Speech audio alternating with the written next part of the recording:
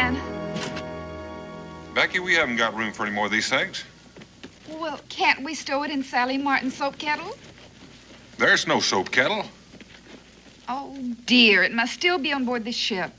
That's all this wagon needs is a 100-pound soap kettle. Now, Daniel Boone, we only bought what the people back home have to have. The way Cincinnati's been lately, Boonesboro might as well not have a store. Oh, don't fuss. I'll go see if it's on the ship. Well, never mind. I'll go. Just in case anything else is forgotten, I'll go along. I'd better tell Israel.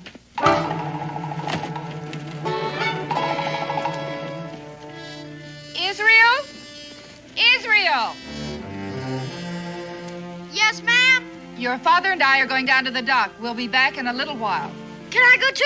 I want to see what the new ship brought in. Not until you've had your breakfast. Yes, ma'am.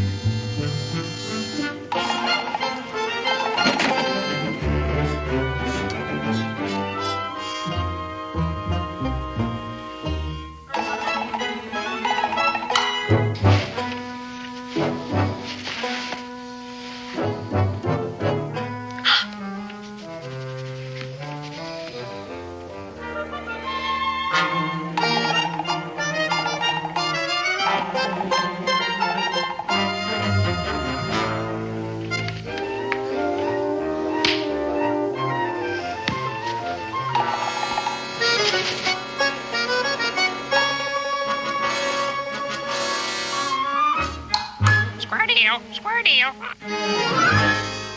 Did you say something? Square deal. Square deal. Talking crow? With a gold chain? Pure solid gold. Hey, you stay right there till I go get Pa. Hey, that's my new minted silver crown. A deal's a deal, mister. You drop that.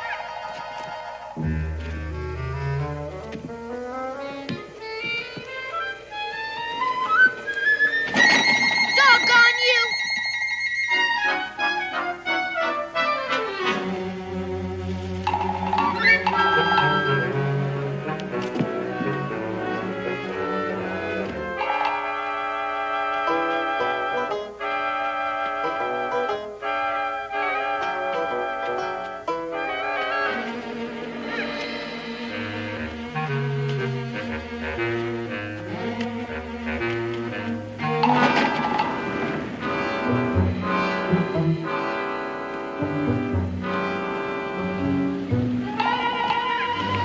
You doggone bird! Drop that! You drop that!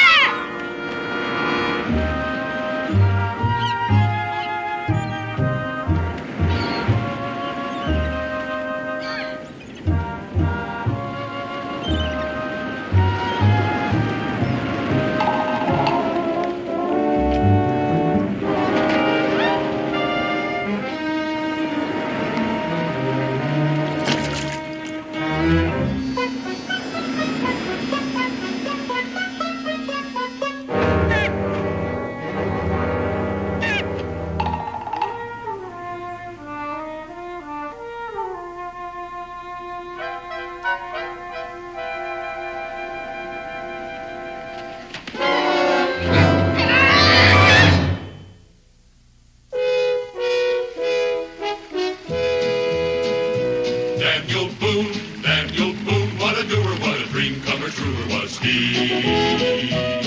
From the coonskin cap on the top of old Dan to the heel of his rawhide shoe, the ripidest, roaringest, fightingest man the frontier ever knew. Oh, Daniel Boone was a man, yes, a big man, with an eye like an eagle and as tall as a mountain was he. Oh, Daniel Boone was a man, yes, a big man, and he fought for America to make all Americans free. Daniel Boone was a doer, what a dream comer, truer was he. Daniel Boone, Daniel Boone.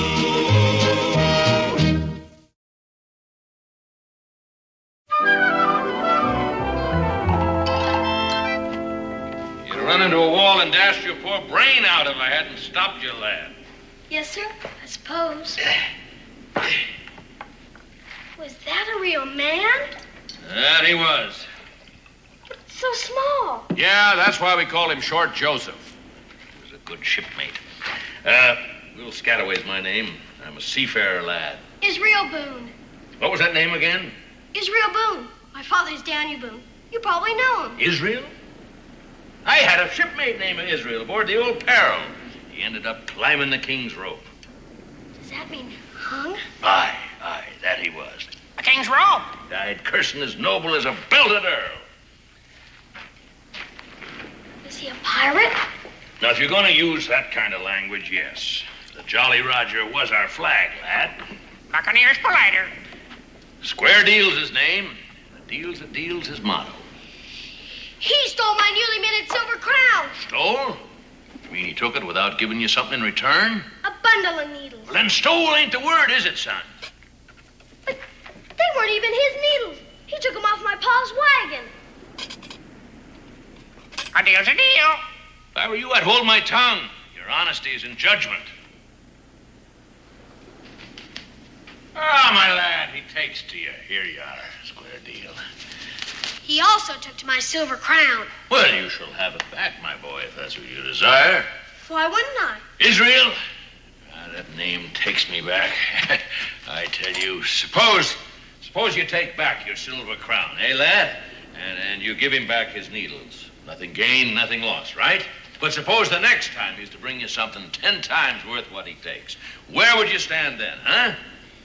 I don't know how you mean. Well, if you go back on him now, could you take advantage of him then? No, you couldn't. Absolutely not. Will you share a little rum with us, huh? No, sir. No, thank you, sir. All right, here you are, Square Deal. There you go. Now let's see. What can I offer you? A coconut. Coconut? Nectar and ambrosia from the South Seas, my boy.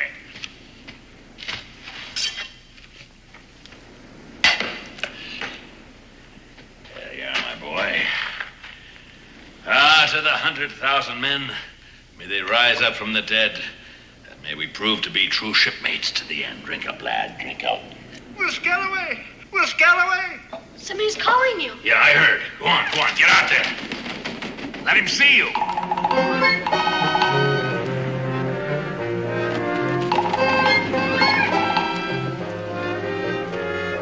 Will, why didn't you sing out? I came with... Belay that!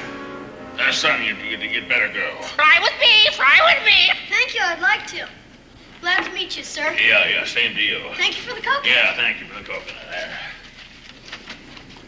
Will, That's a Daniel Boone's young sprout. Daniel Boone?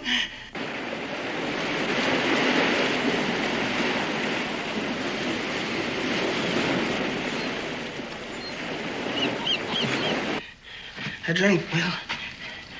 A drink.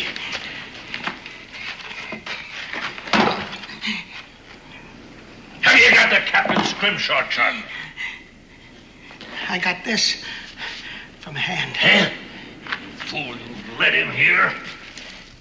You mean he knows where I am? No, nobody follows Judd less than I let him. That's why I was by the captain's side at the end. How did you get the chart? Supposing I don't want to say. I spent years with him in the South Seas before he ran out to Jolly Roger. And I'm the only man that can read that chart. If I croak, you'll never get one doubloon from off the golden line.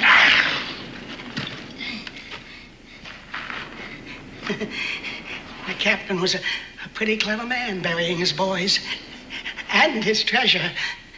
And without his chart, you can dig this cove from end to end to end. Poor Judd. There's a chart. What'll you do with it, mate? Curse he for croaking. Curse hand for croaking. Where's that chart?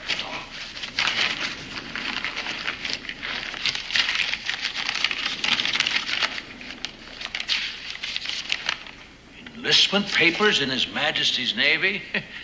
Now, what'd he keep these for unless he wanted to be hung for desertion? He'll haul the bloke. I never knew the old buzzard was married. Nancy May, that's a pretty name for a wife. It's on him somewhere, I know that.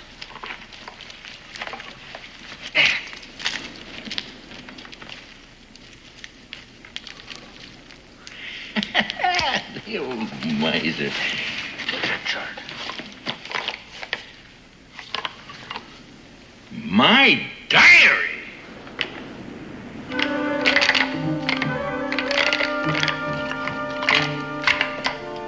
The captain's mark.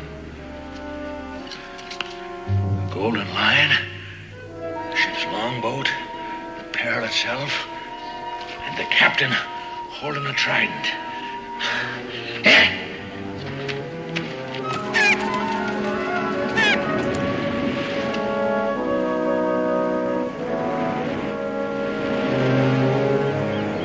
Thank you, Captain.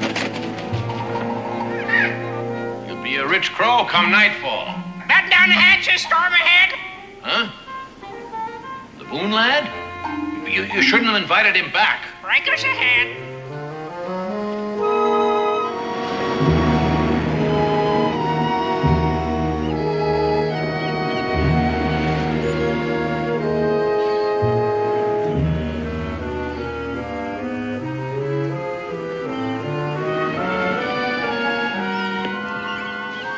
That's at hand.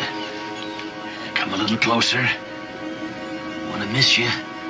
It's a true shipmate.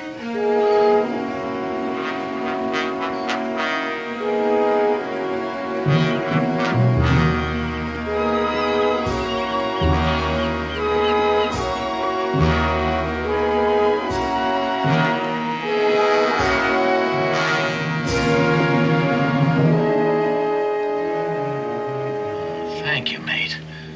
I thought she was alone. Gotta think this out. It isn't as if we were in plain view for them to see. Judd couldn't find us, and he knew where to look. But if they are lucky, you whisk this away whilst I make a deal with Hand. And if I can't, well, the good Lord made the two of us smarter than the three of them. And that's in our favor. Where could that Judd have got to? Either he stopped bleeding or he don't show on these rocks. I don't like this place. Why'd he come here? This be Black Cove, dummy. Treasure's buried hereabouts. I ain't dumb. Don't call me dummy!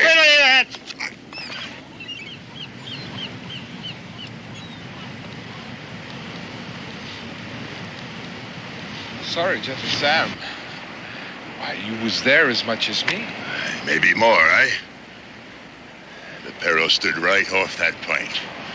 Up in the rigging I was, keeping an eye on the Cotton's launch. She rode low in the water, lads. From the weight of gold doubloons. I always admired the captain for that bit of work. Went ashore he did with 4 men. When he come back, he's all by himself. Not a scratch on it. And the captain's gone. The riches of the Golden Lion are ours. Aye. After we get the captain's map away from Judd. Now, he's got to be hiding underfoot someplace. Might be held up in a cave. Listen to Gentle Sam. He could be right at that.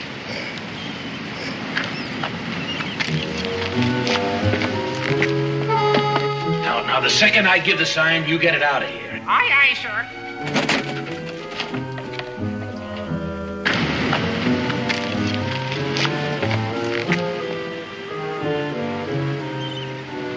Maybe he's hiding over there in them hills.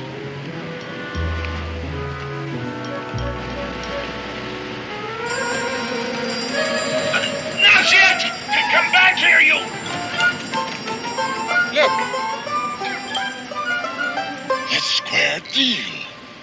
and Will Scataway ain't far away. Well, Scataway and Judd are in cahoots. That's why Judd come running here. Which way that bird come from? Out of the rocks below.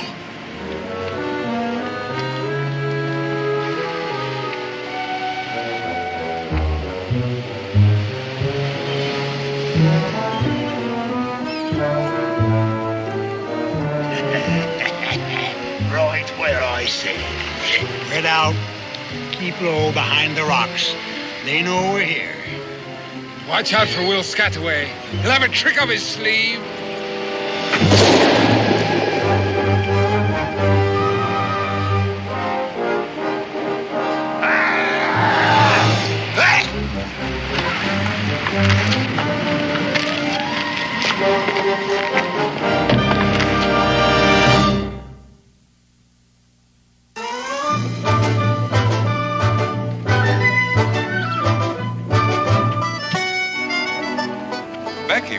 all of this? Well, the plow is the one you ordered for the Jimsons the day we arrived in Phoebus. Here's the bill of lading.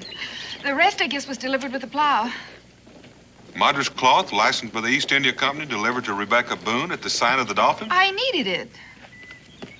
I suppose we couldn't have made the trip without this fancy plate. Oh, Dan, I'm so tired of our wooden ones. I'm even afraid to try to read this Chinese writing. I fancy it says tea. Cincinnatus hasn't had an ounce since spring, and everybody needed it. I can think of one person who doesn't need it. Oh, I'm not riled at you, Becky, but... Thank you very much.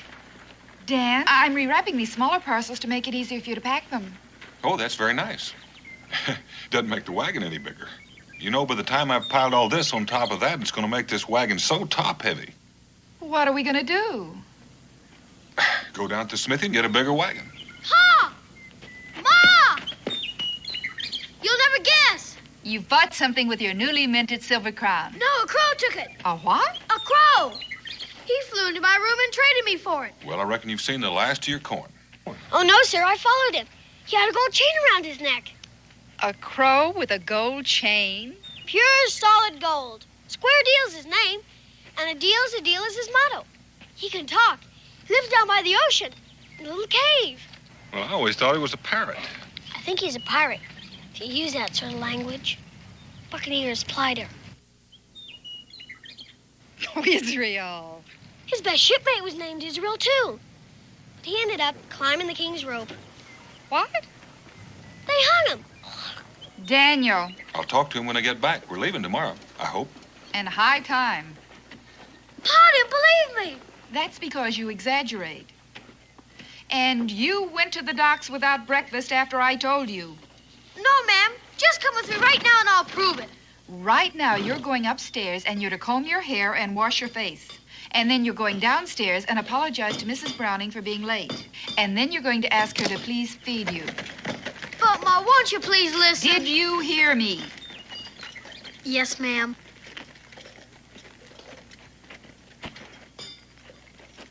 Hey, these are pretty.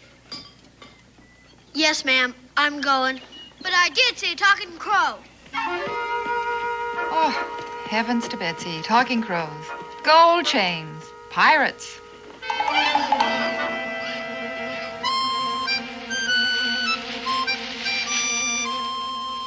Delivered to Rebecca Boone.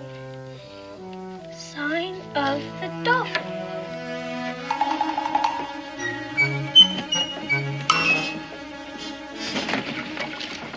Hi. Ahoy, mate.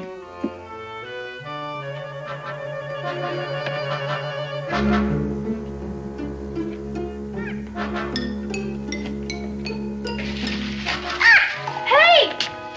Hey! If you don't take something back, it won't be a deal, will it? A deal's a deal, mister.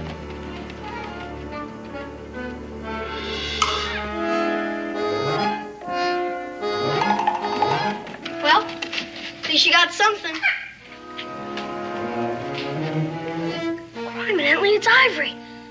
Bet it's real ivory, too. Well, Scataway sure was right. But this is worth 100 times more than that old crown.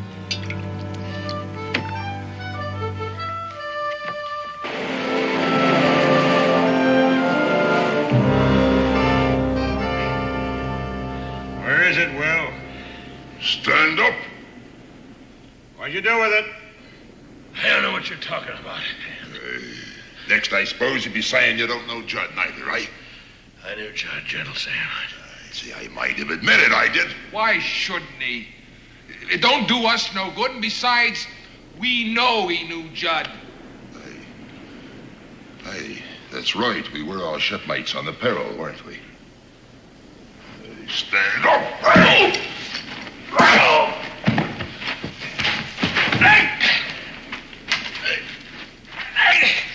Ready to talk now? Huh?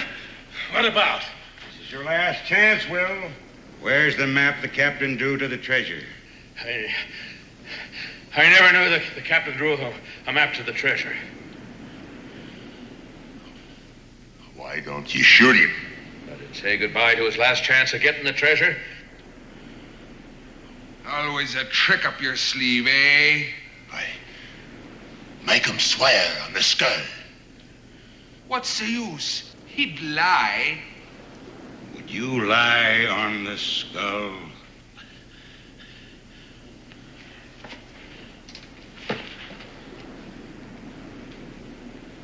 This looks like Short Joseph. It is. He couldn't lie on Short Joseph. Not hardly. Now listen to me, Will. When the captain buried the treasure off the Golden Lion, he drew a map so he could find where he buried it. That sounds reasonable. It's a fact. Otherwise, he might as well have thrown the treasure overboard. When they held the captain to be hanged, I offered him a monarch's funeral for that map. Shipmately thing to do. The captain gave the turnkey his gold earring to throw Hand out of the cell, which was Hand's good fortune. Otherwise, they might have kept him and hung him. Now, Judd was with him at the end. Why? To get that captain's map before he danced on air. Judd practically said so before you ran away from us. Give him the question. Will Scataway lay your hand on the Short Joseph?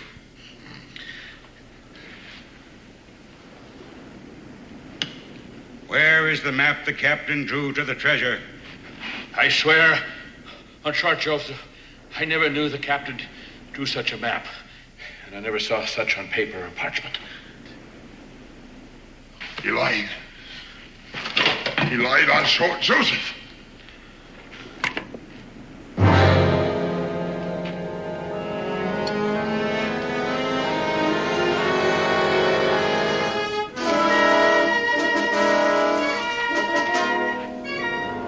Shipmate or no, there's nothing else I can do with you.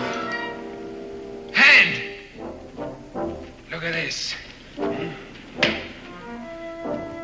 map was folded up inside. Square deal. Will knew I'd be after Judd, so he sent that bird away with it. Where'd he take it, Will?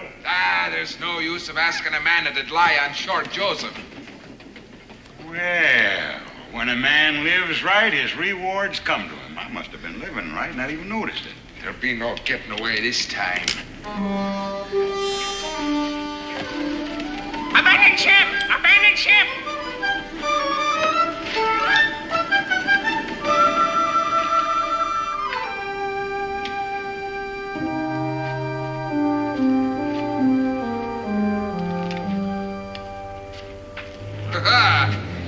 Will's in cahoots with a female. Female name of Rebecca Boone. Will, you always did have a way with the fair sex, you did. Fair women and black crows strive to please me. Well, they strive too hard this time. Oh! She wanted you to know she got you, Billy Doo. Now, we know where we can put our hands on her, and I got ways of making female women talk. Females don't stand up to me the way Will does. You want me to kill him? No, tie him up.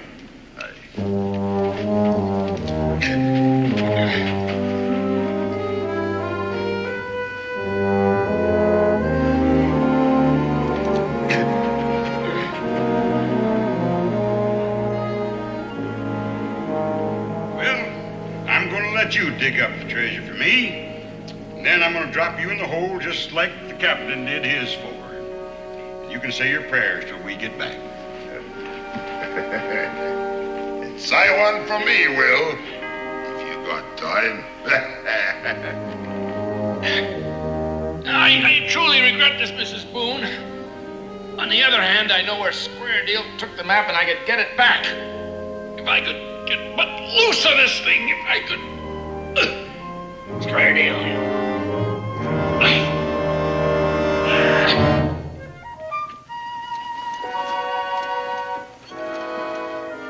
But it is real ivory, huh, Ma? It most certainly is, and the finest example of Scrimshaw carving I've ever seen. How much money is it worth? Israel Boone, you look me in the eye and tell me to whom this valuable ornament belongs. To me, Ma. Don't you dare tell me again a bird brought it. All All right, I won't.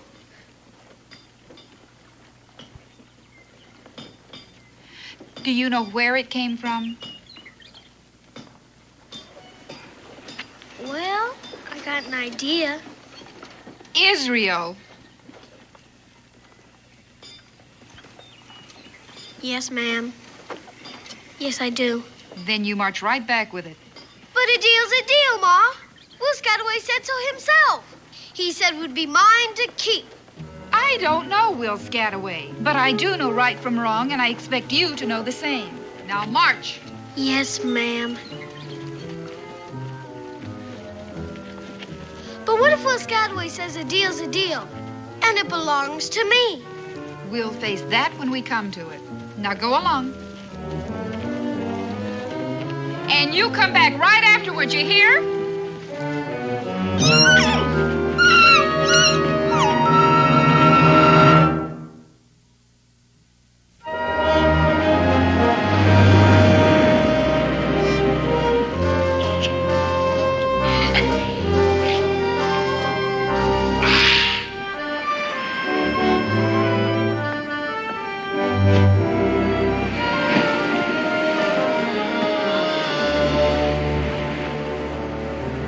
Guess he didn't think much of his trade once he got it home. Israel! Israel, my boy! Yes, sir?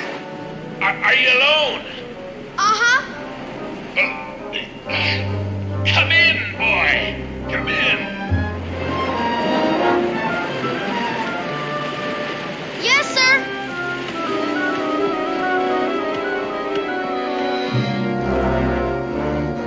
What happened here? What do you got in the barrel? Don't ask questions, son. Just try and loosen me, will you? Yes, sir.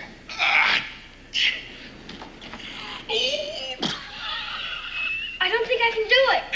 When a man from the peril ties a knot, son, that knot is tied. Buccaneers attack you? You may call them pirates with me blessings. Try cutting me loose. No. The blade is over there. Over there. Be quick.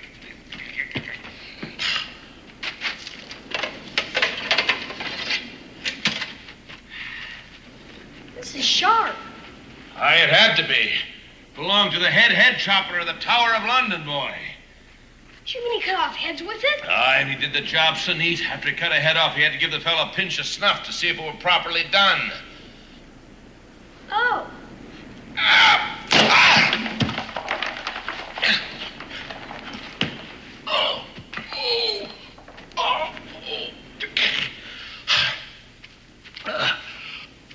Are you in pain, Mr. Scataway? No, son. I'm just getting the circulation back in the old limbs, that's all.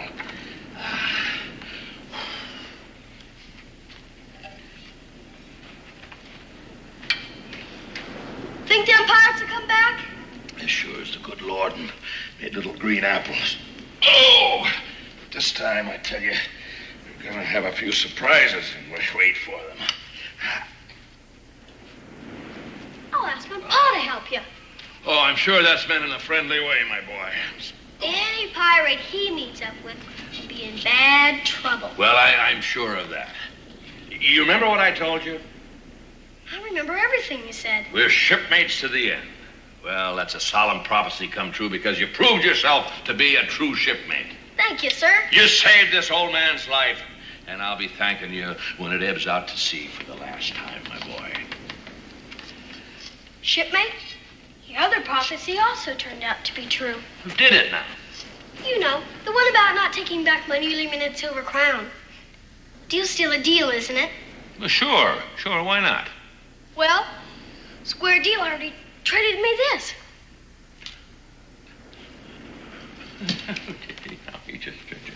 My mother said I must take it back. Well, I'm sure.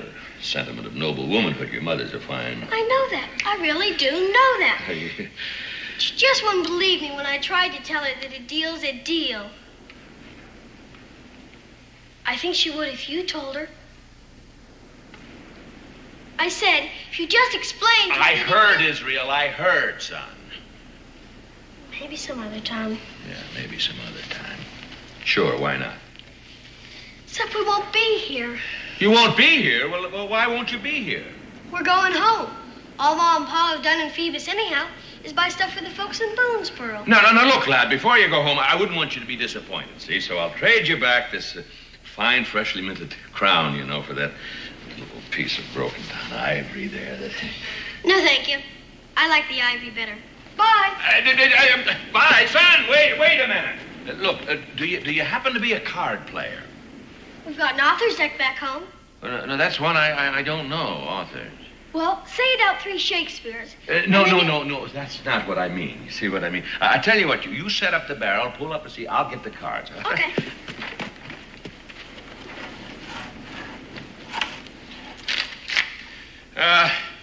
Here's a little card game, a seafaring game.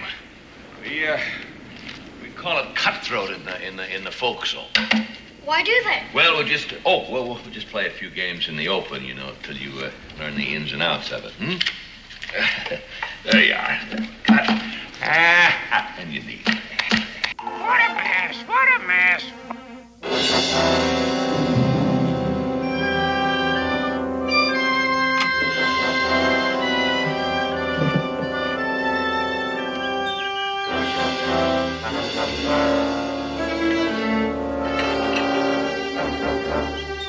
Becky?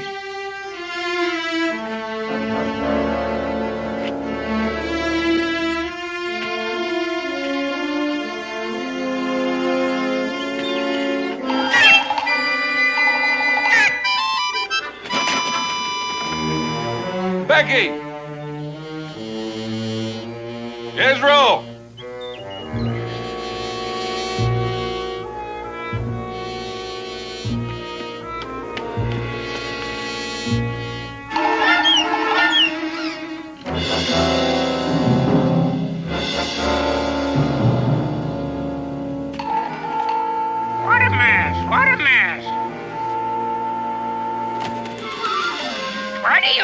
A deal's a deal. Israel told me about you, but I didn't believe him. Israel climbed the king's rope. What's this about Israel? They hung him, stupid. Must be something wrong with me talking with a crow. Now get out of here. Foul weather at the cave. What's this about the cave? Batten down the hatches, storm ahead.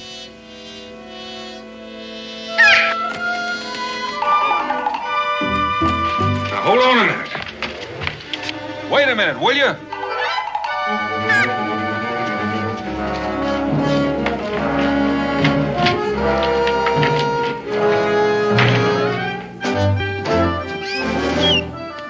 Go ahead and don't lose me. A deal's a deal.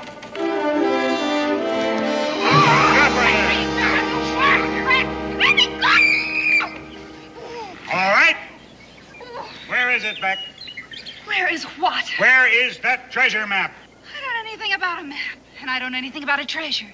And I think you've been listening to too many sailor stories. Hey, maybe I should wallop her, eh? In a minute.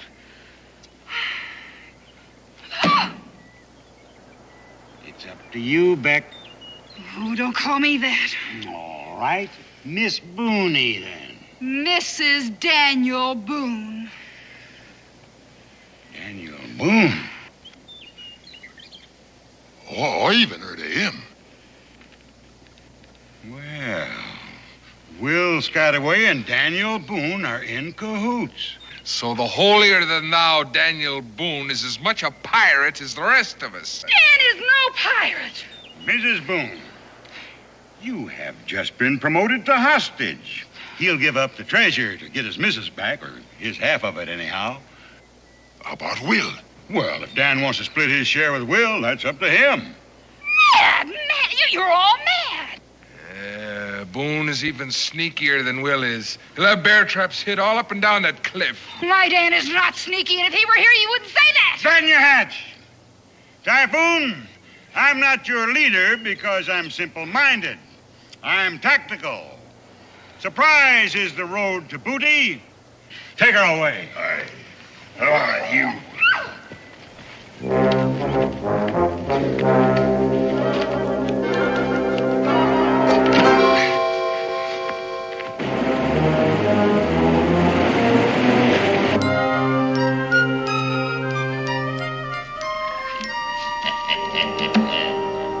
I win again, even with the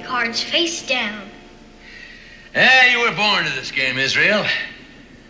Let's make it interesting. It is interesting. You like my head chopper sword, eh?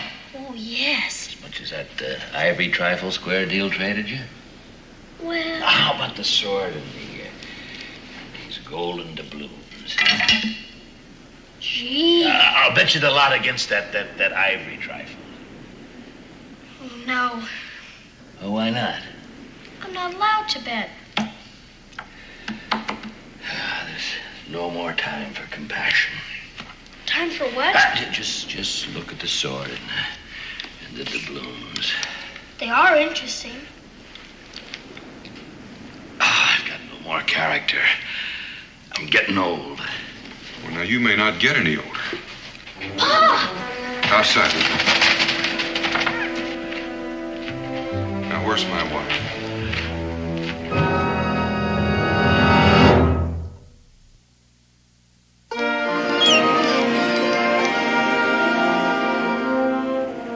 Standing watch, mate. Standing watch. You stand watch for both of us.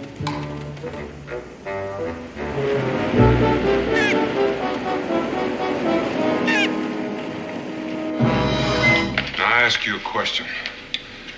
Where's my wife? Well, I have a shrewd idea who took her, and it wasn't me. Was it them pirates?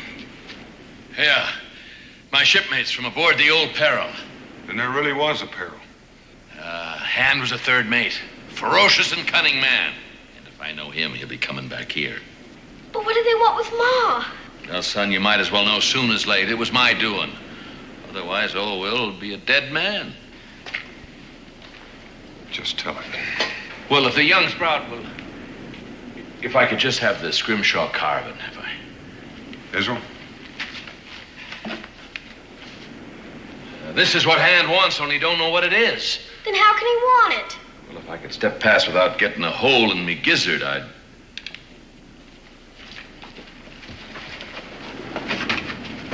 Gaze upon Black Cove. First time I laid eyes on it was 2 days after we sacked the Golden Lion. Ah, the Golden Lion. A rich prize she was. Every man Jack on the Peril put his back into the task as we raised every inch of sail and clothes for battle.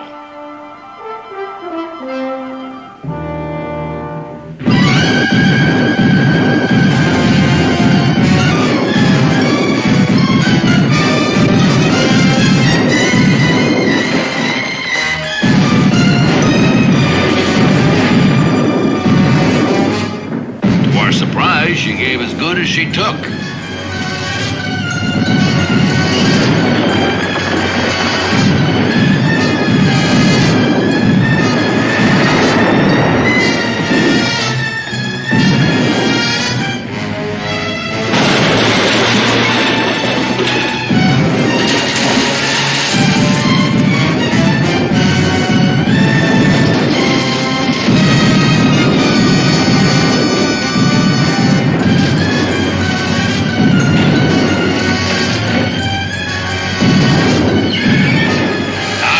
See Short Joseph at the wheel when he ended his days.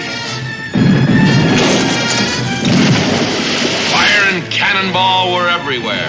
Still, the Golden Lion was no match for the skill and daring of the men of the Peril. It was only a matter of time till the crew of that prize ship lay dead on her decks. Dead to a man. We got her treasure aboard, but we were sore hurt. We barely managed to limp into this cove and beach her for repairs. That ship brought us fame and it brought us trouble. A ship of war was at our heels and we hid there. We set out to sea with the treasure in our holds. Well, His Majesty has ropes enough. Bury it, the captain said. Sounds reasonable. He was a reasonable man. Well, he buried the treasure and we set safely out to sea. And from that day on, every man Jack thought the treasure was his own. And day after day, they kept searching for the parchment map. And day after day, the captain, as if he didn't know what they was up to, he sat scribing his Scrimshaw. And only I knew what it was. And this is the chart of the place where the treasure's buried. Aye, clear as print to those that can read it, and I can read it. But Where are the letters? Letters are for educated people. Gypsy knots. Signs that thieves leave on walls. And secrets Jack Tar scribes on a whale's tooth. They shout out loud to me.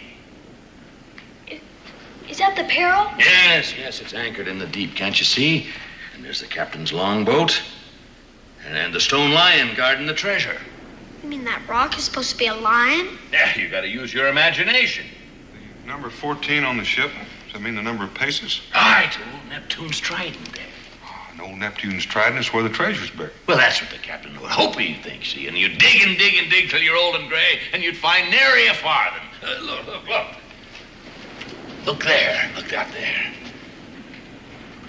Trident shows the opening. Oh, yes, and more. Now, look here. The center time's a compass, pointing true to the North Star. Now, the outer rim's a path to follow, moving by the clock, as every sailor this side of the equator knows. North by the star, northwest by north, due east. Hey, your father made a fine sailor, Israel. The North Star's over the woods, too. Due east. That brings us south just above the high tide line. South. Circling southeast. Due south to a point just level with the opening in the rock. With your 2 feet standing on your own 50,000 golden doubloons. My golden doubloons. He's dividing the treasure with us, Pa. Well, now, Israel, you've got to own before you can divide. Well spoken, Mr. Boone. Shoot him, Mr. Boone. That's hand. No, Pa. They'll kill Ma. It's all right, Israel. Mr. Boone, looks like we both got what the other one wants. Are you all right, Becky? Yes. Oh, she's all right for now. He won't hurt her unless I say so. But if I do... That old square deal was supposed to be standing guard. Foul play, mates, foul play. Breakers ahead, breakers ahead. Mr. Boone, I got a deal for you. What kind of deal? I get the treasure map. You get Mrs. Boone. It's a deal. Well, I reckon I agree, especially when there's nothing I can do about it. Well, you ain't gonna give him the treasure. Let me have the chart. But you can't trust it. 1 minute after he gets his hands on it, he's just gonna... Stay put. The captain come to life again. Why, he'd have killed us both, Will, without turning a hair. I admire that in a man. Scataway. Yeah, well, I must have dropped it in... Hand it over. What's that? What are you up to? You've seen it before, haven't you?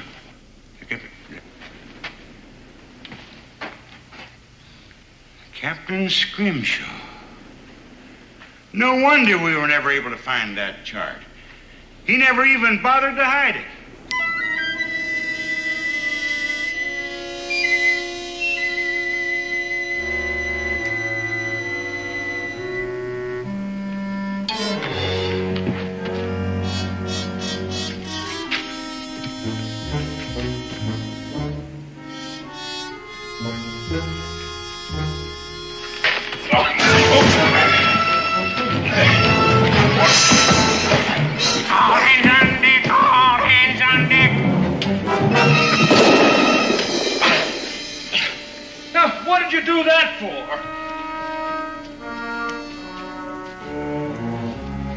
Farewell to the treasure. Looks like we're going to have quite a hanging. Climb the king's rope. I ain't hanging for nothing. Neither.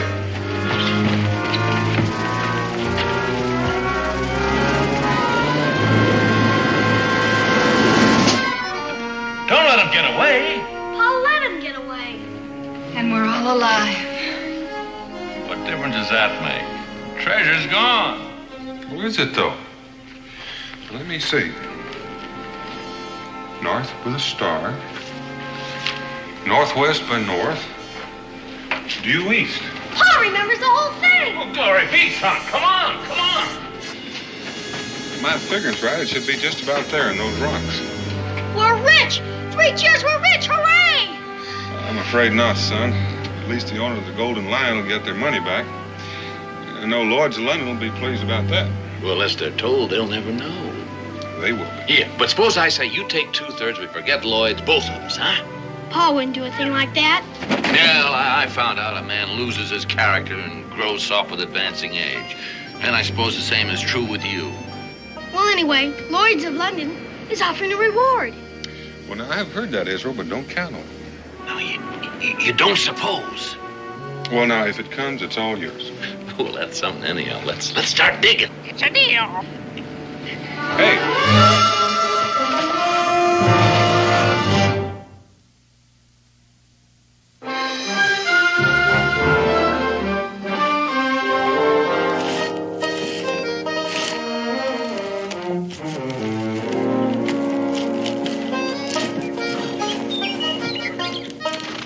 All right, Will. Aye, mate. All right, make her fast. Yeah, taut as taut can be. There we are. Ship shape. Oh, no, Becky. But these are our things, Dan. Slack her off, Will. All right. Stand by to receive aboard. Becky, you're going to have to drive. Will and I'll have to walk alongside to steady it. Yeah, if we run into rough weather, we can throw out a sea anchor. Come on, boy. Square deal. Fly with me. Oh, you have no principles. Yes, a deal's a deal. All right, move out, Becky. Yep. Well, after you visit the Boonesboro, you're going to go back to sea? Well, we haven't made up our minds. Buccaneering's pretty played out as a trade. Well, you can get some money from Lloyd's. You could buy a store in Boonesboro. Afraid I wasn't cut out to be a storekeeper, mate. Oh, I don't know, Will. A retired buccaneer with a talking crow for a partner? Well, Deal's a deal.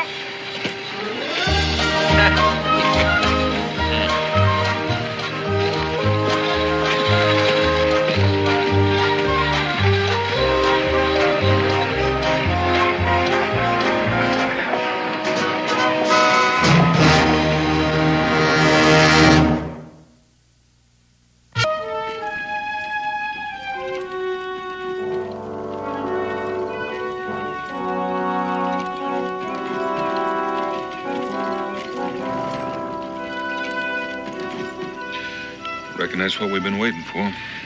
And right on schedule. It's almost too easy. He doesn't have any British troops escorting him. Since the British control every foot of this territory around here, I reckon it...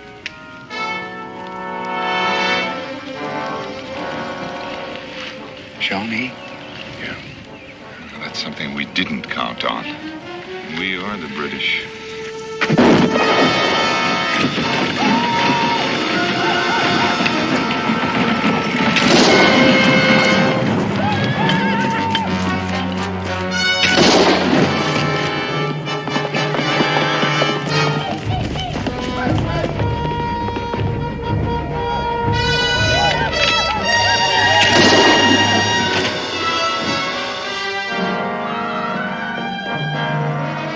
Jehoshaphat. That newfangled rifle he's got 3 times faster than a musket.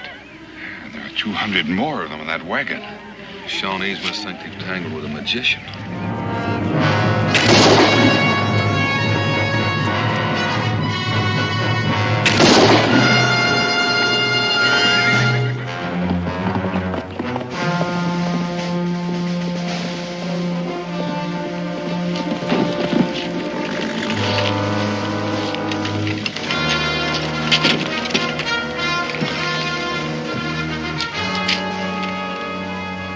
Don't move, Major. I wouldn't do that, Major. I don't want to have to shoot you.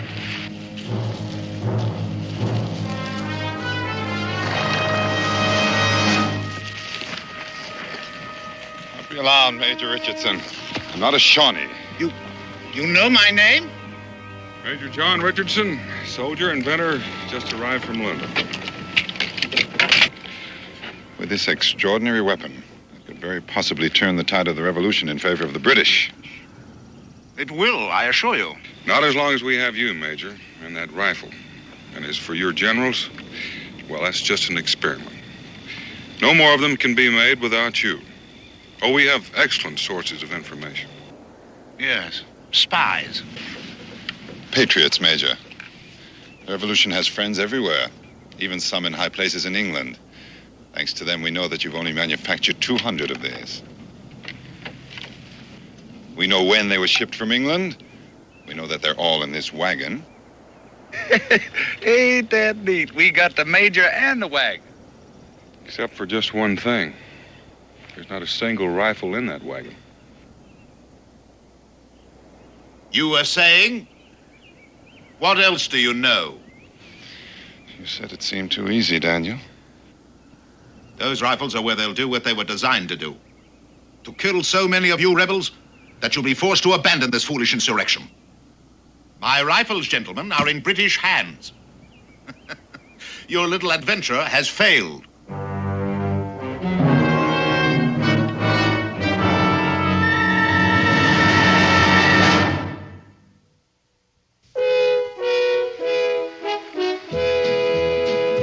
Daniel Boone, what a doer, what a dream comer truer was he. From the coonskin cap on the top of old Dan to the heel of his rawhide shoe, the ripperest, roaringest, fightingest man the frontier ever knew. Oh, Daniel Boone was a man, yes, a big man, with an eye like an eagle and as tall as a mountain was he. Oh, Daniel Boone was a man, yes, a big man, and he fought for America to make all Americans free. Daniel Boone was a doer, what a dream comer truer was he. Daniel Boone, Daniel Boone.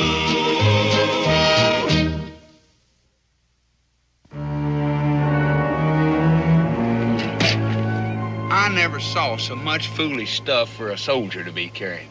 He must have 10 uniforms, boots, all kinds of reading books, silver eating tools, white tablecloths.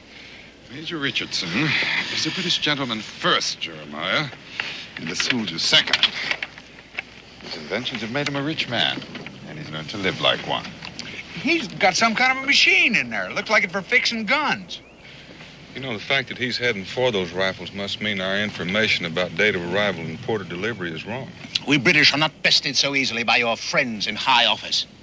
You see, we arranged for false information to be circulated, anticipating just such a contingency as this. Where are the rifles, Daniel? Well, according to this, they're due to be delivered in Salem and then on to Fort Stiles.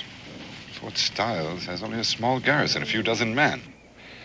Well, according to this, 200 hand-picked riflemen are en route there to train and serve under Major Richardson. To prove the rifles under battle conditions. I think that's the idea. Rather frustrating, isn't it, Mr. Boone? Those rifles won't do them much good without you, Major. My dear man, the whole British Army doesn't cease to function if one officer disappears. Anyway, anyone can learn to fire a breech loader, even mine. In any case, I'm of no value to you without my rifles. I think he's got a point, Mingo. Well, you ain't gonna let him go, Daniel. Not exactly. The Major arrived at the port of Boston less than a week ago, and he's never been here before. That's correct. What about it? He's due to report to Fort Stiles. Now, chances are no one there knows what he looks like. Mr. Boone, surely you're not thinking of trying to pass someone else off as me. I am thinking about it, considering the stakes. Well, they may not know my face, but my reputation is well established. Anyway, where could you possibly find anyone in this wilderness to impersonate an educated British officer and gentleman of breeding and culture? Right here.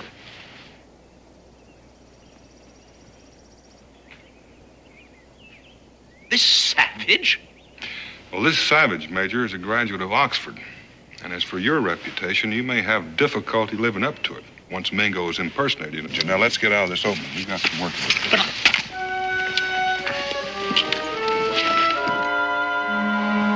All right, Mingo, go.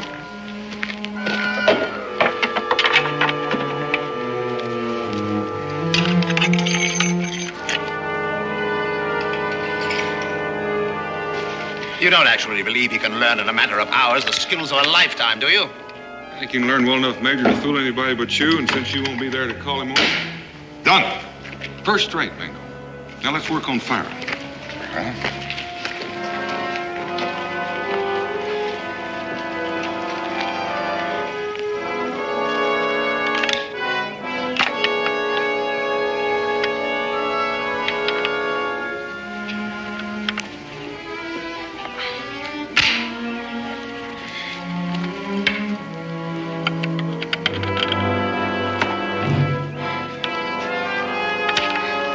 Anytime you're ready, Daniel. Fire.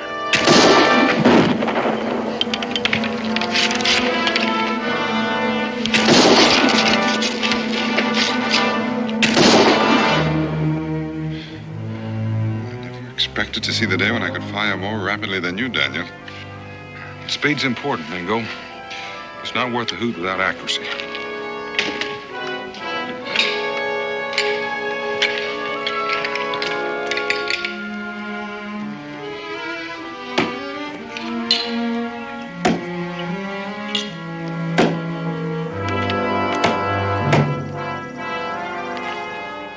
At the same speed.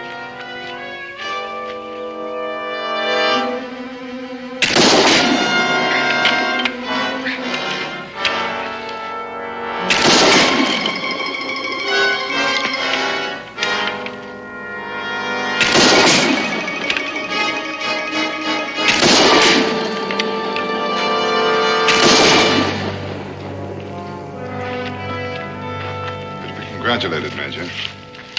Truly magnificent weapon. Yes, sir, Major.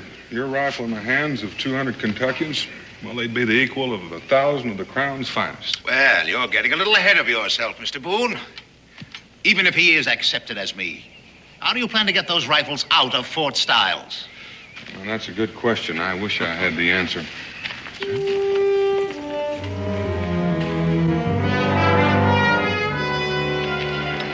By golly, Mingo, it suits you. Well, it suits my father's English blood, but my mother's Cherokee blood is on the warpath over the scalping you gave me. Well, the hair will grow back. Yes, if my head is still connected to my neck when this is over. Well, there's no call to fret about that. I understand spies are shot, not beheaded. I can't tell you how that reassures me, Daniel. By the way, how am I to contact you when I've arranged everything? You're orderly. Orderly? Jeremiah.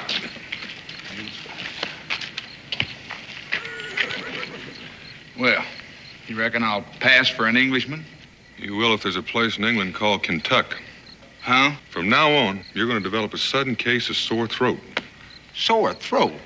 The minute he enters that fort, he's going to go mute. Is he trying to tell me I talk funny? Oh, he meant no offense, Jeremiah. It's just that you speak a little peculiarly for a British red coat. Daniel, do you intend to remain camped here? Mm-hmm. Aren't we a bit close to Fort Stiles? I know that.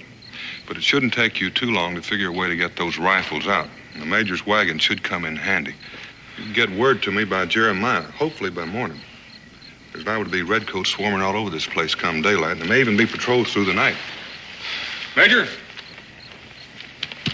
I'm going to have to ask you to change your uniform. I will not, sir. Well, either you take those clothes off or Mingo and I are going to help you. Jeremiah's clothes should fit you just fine. Those filthy buckskins? Impossible. Well, now, Major, a bound and gagged prisoner in buckskin would look a lot more natural to a British patrol than a trussed-up gentleman shivering in his drawers.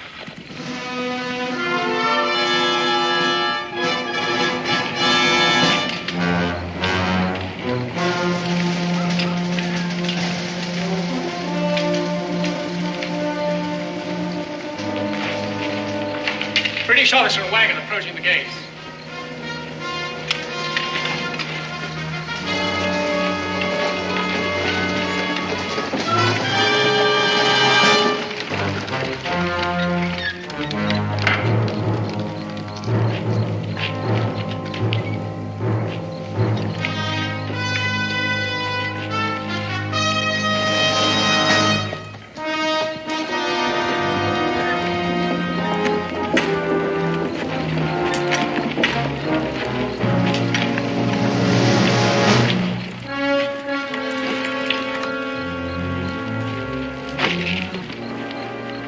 must be Major Richardson. Colonel. I insist that you inspect my papers, Colonel. Yes, of course, but I have been expecting you, and there's several... Well, then I presume that my quarters are ready. Yes, but I thought we'd have a little talk first. Where are they? Well, you're in the same building with me. Our offices, dining room, and so on are in headquarters building. Yes. Well, that should be satisfactory. Quarter my horse, won't you, please? Take my personal effects to my quarters. Now, if you please, Colonel, I should like to inspect my shipment of rifles. Where are you keeping them? Well, that's what I've been trying to tell you. I received notification early this morning that there was a storm at sea. The ship has been delayed. It's not expected to dock in Salem until late tomorrow. Yes, well, that is a disappointment, isn't it? Then I assume that you have provided a suitable place to store the rifles when they do arrive. Oh, yes, I've made room in the arsenal. They'll be quite safe there, locked up tight. But I do have a pleasant surprise for you, Major, to offset your disappointment. Oh? Yes, your 200 riflemen on their way here will arrive under the command of Captain Halstead. Captain Halstead? Barnaby Halstead. I understand you're old school chums. Oh, you mean that? Captain, of course, Captain Halstead. Yes, well, delightful. Come along.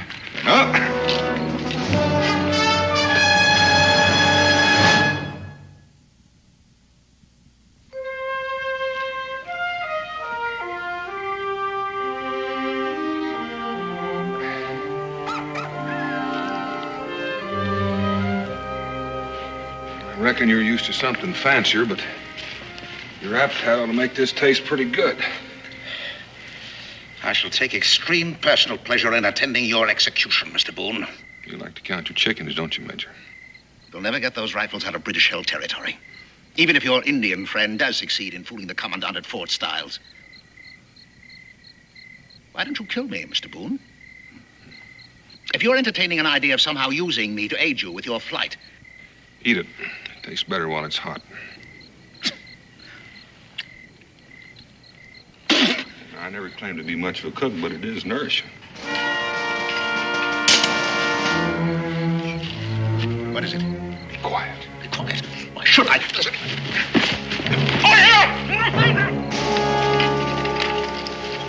You hear something? That I did. Like someone shouting for help. Seemed to come from that direction. Right. Over here, British officer! This way.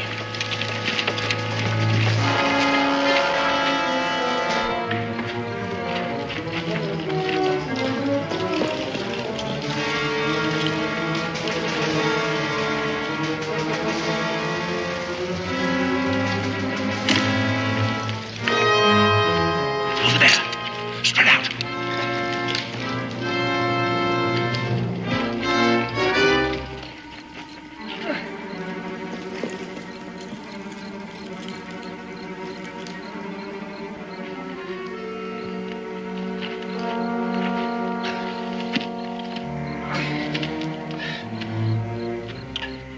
Corporal, I was never so glad to see a British uniform in all my life. That's so.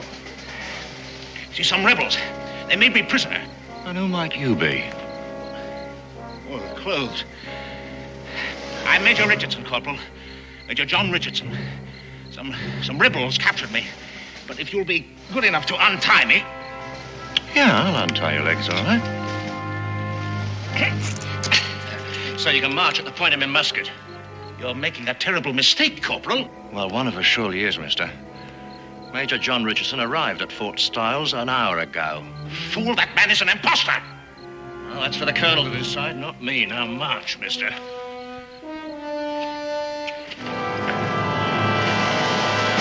All this finery, Major, is bad for my morale.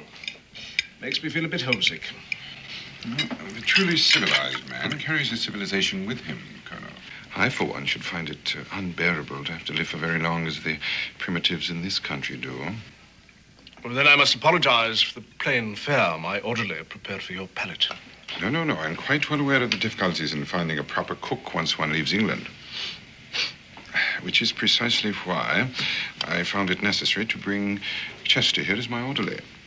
Not only is he an excellent soldier, but an accomplished chef as well. Isn't that so, Chester? Perhaps you'd better not try to speak. Your vocal cords will never heal. As soon as we're settled in, I'm sure that Chester will take great pleasure in delighting you with his skills in the kitchen. What exactly happened to his voice? Dust along the trail, I expect. Inflammation of the throat. Chester, you see, is accustomed to the more salubrious climate of our homeland. And his health, I fear, is rather delicate.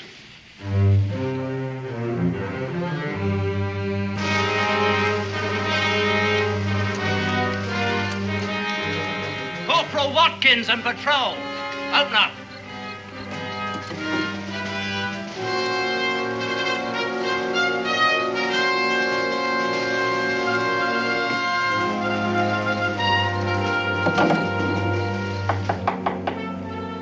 Come in. Oh, sir, there's something that requires your attention. Yes, what is it, Corporal? Well, it's urgent, sir. Well, speak up, man. Well, I don't think you'd want to bother Major Richardson, sir. Well, I'm sure it can wait till I finish my coffee. Well, I suppose it can, sir, but I thought you might like to attend to it now. I mean, just in case there's something to it. Not that I think there is. All right, Corporal, all right. Anything to stop your babbling. Excuse me, Major. This will only take a moment, I'm sure.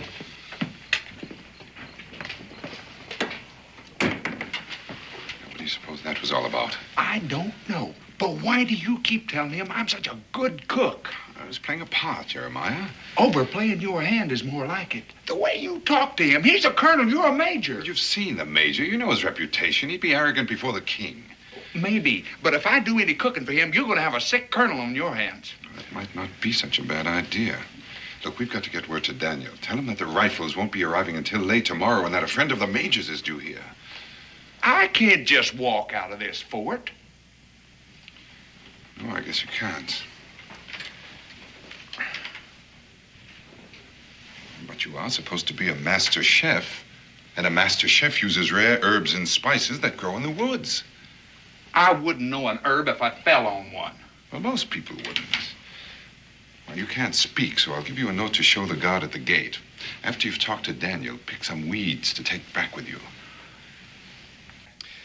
You people are ingenious. You know, your story is so ridiculous, I'm almost inclined to give it some credence. Well, why do you suppose I was tied up? And why did I shout for help?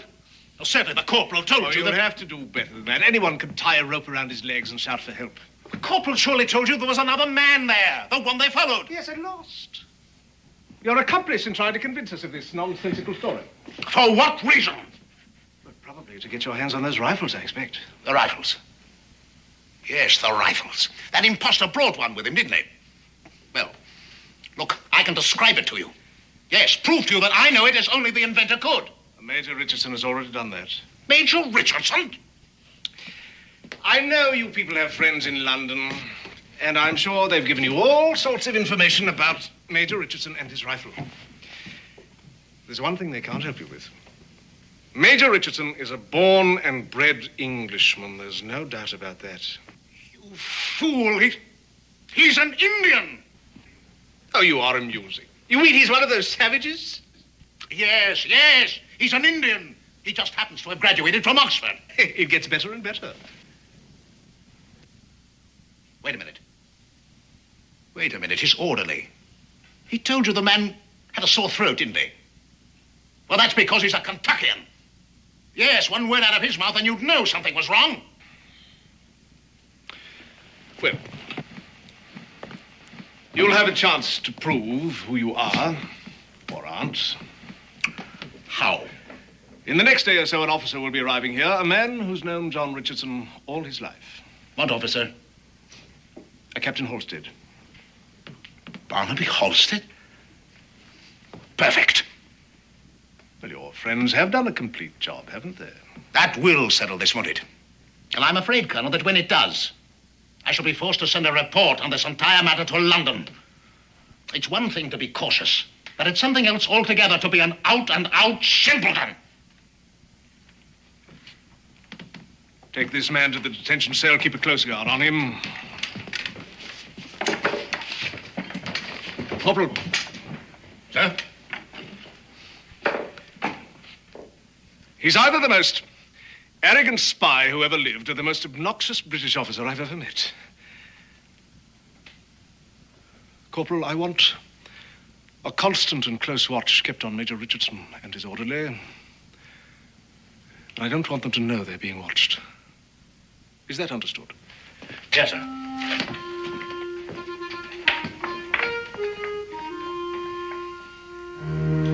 Well, it appears to me that the longer we keep up this play acting, the more apt we are to stick our foot in their mouth. Now, if them rifles don't get here pretty soon.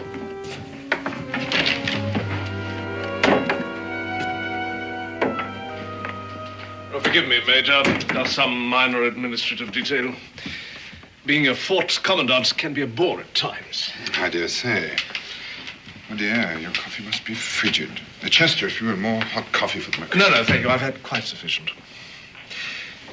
Chester, how long have you been with the Major? Oh, poor chap. That throat must be as raw as fresh-cut beef. 2 years, Colonel. He was assigned to me directly after I received my commission.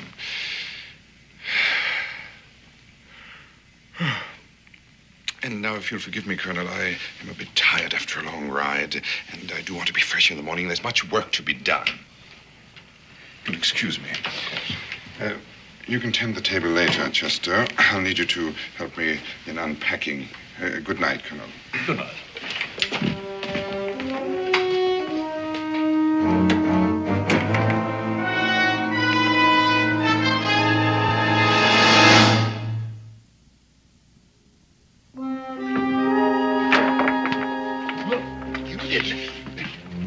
You stepped right on my... You know you pretty nigh broke my toe. You were going to answer the Colonel, weren't you? Why, he's sneaky. That's because he's beginning to suspect we're not all we're pretending to be. I don't know why, but we're going to have to be doubly careful from now on. Yeah, I should pass you through the gate. I'll tell Daniel about the delay in the rifles and so forth. You're sure you can find him? Look, I may not be much of an orderly, but I ain't no oaf.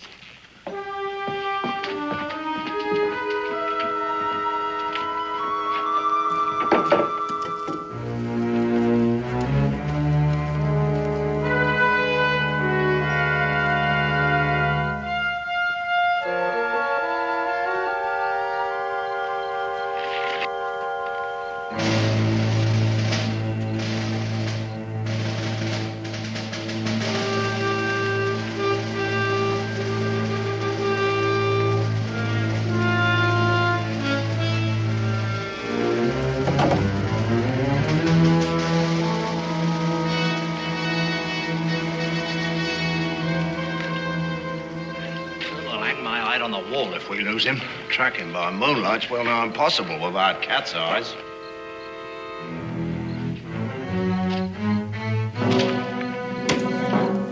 This way.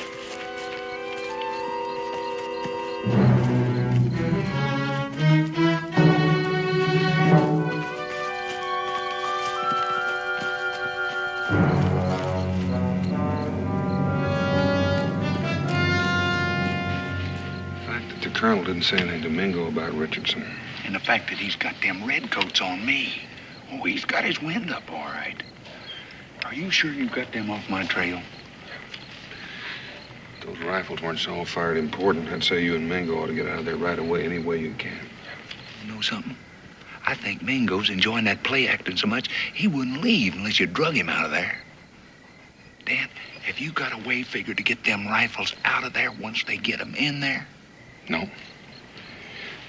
You say those rifles are due to arrive tomorrow afternoon? But that's what the Colonel said. And the Major's friend, Captain Halstead? That's tomorrow night or the next day. We still have some time left.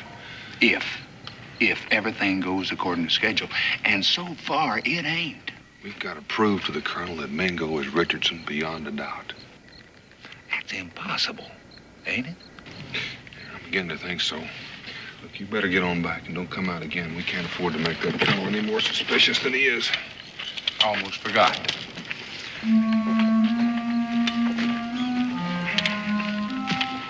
What's that? Herbs. What? Herbs and spices. That's what I'm out here for. I'm supposed to bring some back. Weeds will do just fine. That gives me an idea for your throat.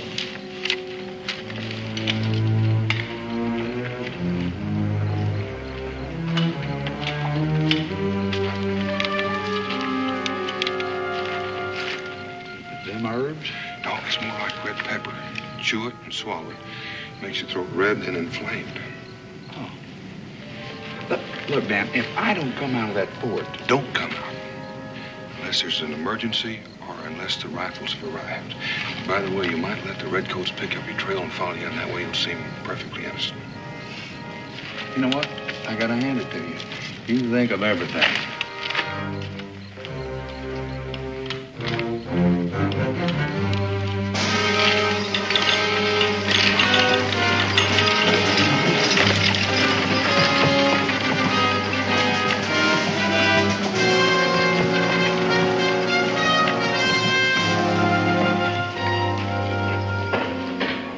Men, form a double rank.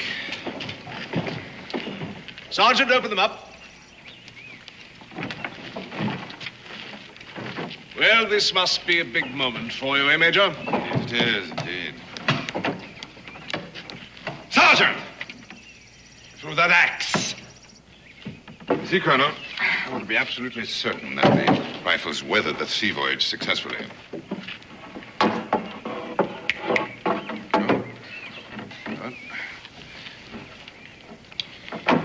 There, Colonel.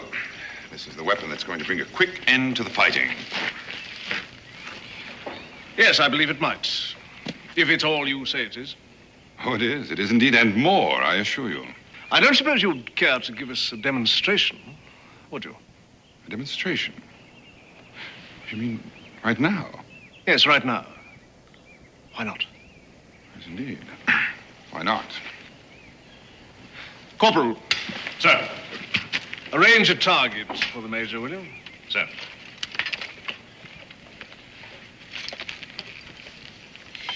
How do you want me to fire the rifle, Colonel? Standing, kneeling, prone, or on the move? On the move? Yes, you see, that's one of the distinct advantages of the Richardson rifle. Well, the choice is yours. Yeah, very well, Colonel.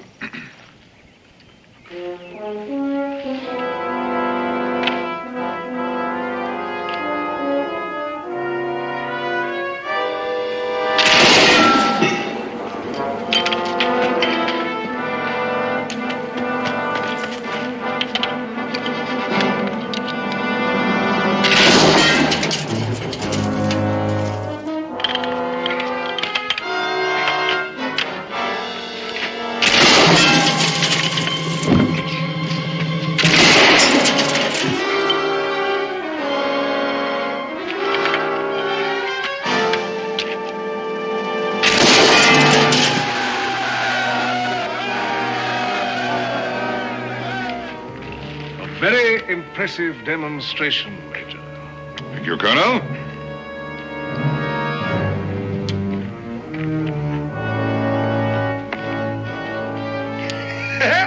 That colonel was so cocksure that he was walking you right into a trap with that rifle, and all the time you was planning to walk him right into his own trap. Oh, it warms the cockles, Mingo. I do say. Well, the important thing is he's just about convinced that I really am Major Richardson. That should give us a little more freedom to work something out. Now, if nothing else happens to arouse his suspicions, we might be able to...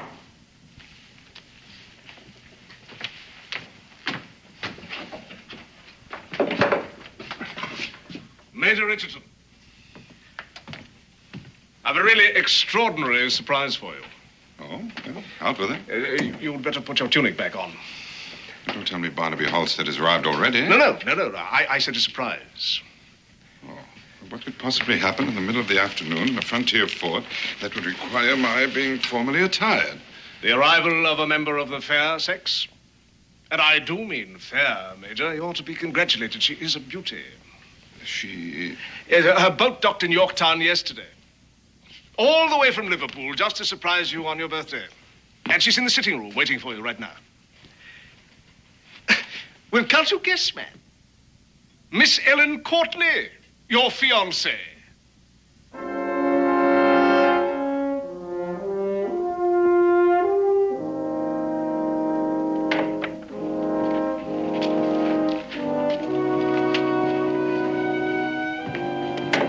Miss Courtney? Well, that's hardly the look of a man who hasn't seen his betrothed for a long time. A surprise, Colonel. Merely surprised that she'd come all the way to this wilderness.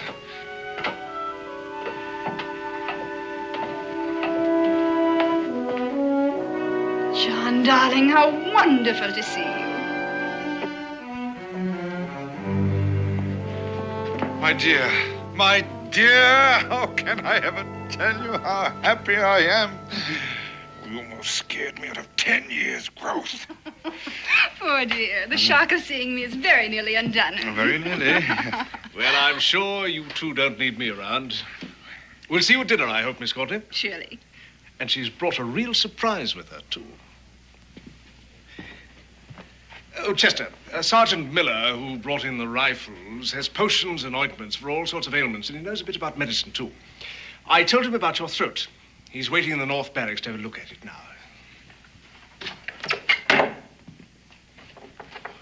Rebecca Boone, what in the name of heaven are you doing here? Well, convincing the colonel that you're Major Richardson, for one thing. You did a fair job of that, but don't you know the British shoot spies? Oh, I don't think the British would execute a woman. But I don't think they'd hesitate to shoot you and Jeremiah. Yes, and if that Sergeant Miller knows anything at all about medicine, we're right back where we started. Oh, no. Dan will solve that.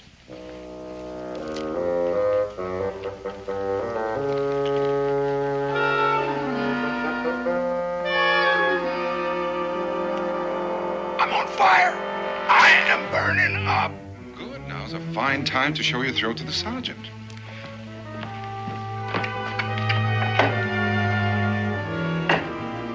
Mingo, Dan says it's going to be impossible to get those rifles out of here.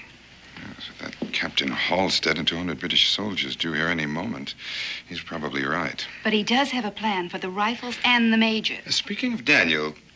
The surprise the colonel mentioned. Come, my darling.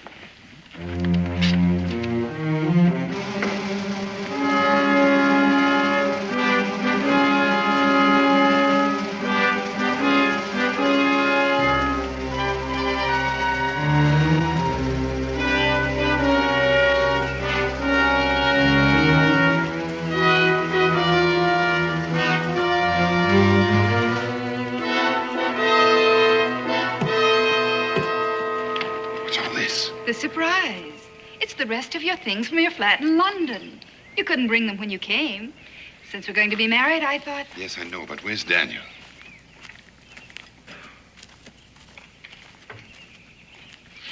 You mean...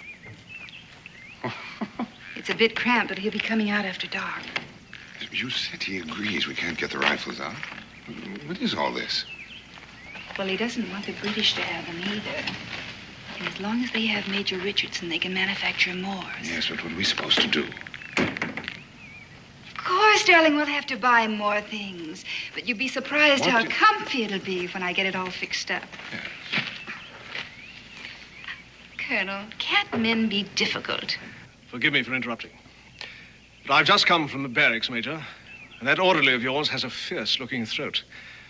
However, Sergeant Miller tells me that he has a swab he's sure will clear it up in no time. He assures me that Chester will be having his voice back in a matter of hours. Oh, I am glad to hear that.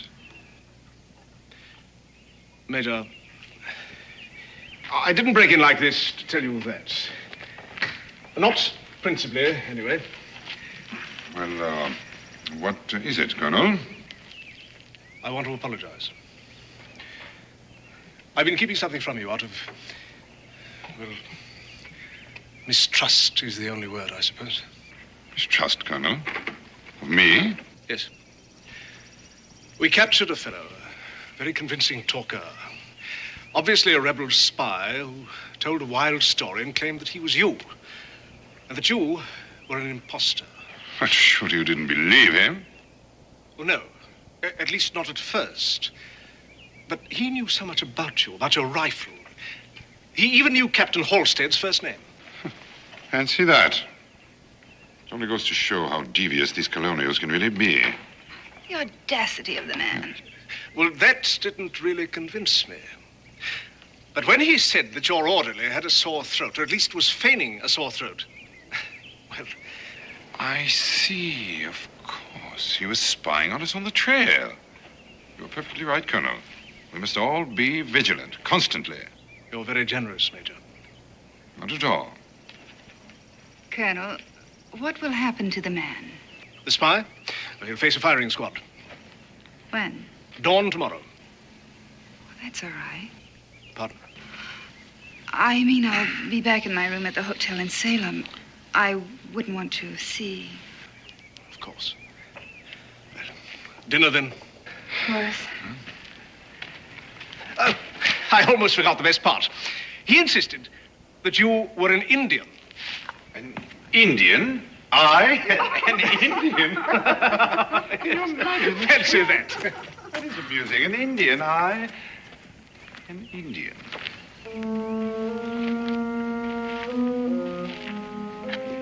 Daniel, you missed your calling. You were born to have been a master spy.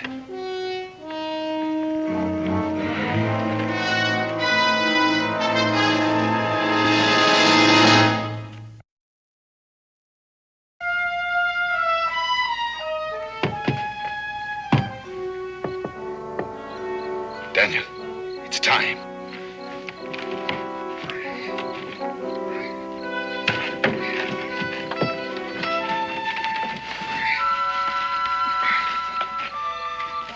Will this fuse burn long enough?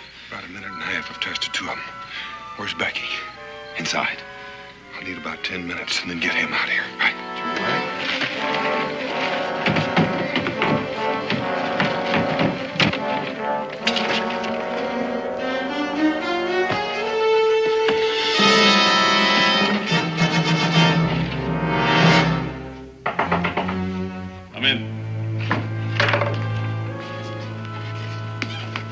Forgive me for disturbing you, Colonel. Oh, not at all, Major, not at all. Do come in. Since he's to be executed in the morning, I should like to question that fellow who claims to be me. I think we should do everything we can to find out where, how, and how much the rebels have learned concerning our plans for the Richardson rifle. Well, I doubt he'll talk, but it's certainly worth the effort. Matter of fact, I'd like to be part of it. Excellent, Colonel.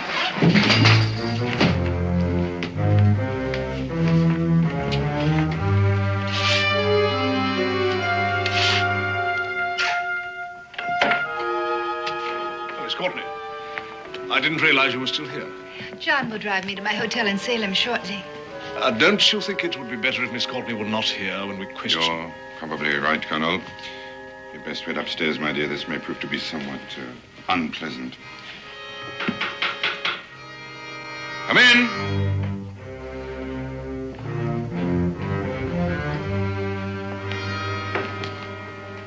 So, this is the fellow who claims to be Major John Richardson.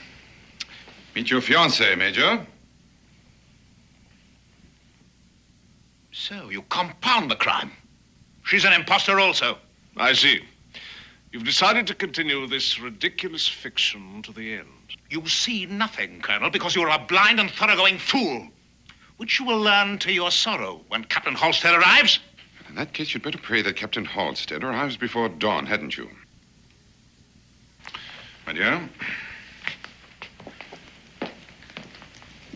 Now, look here.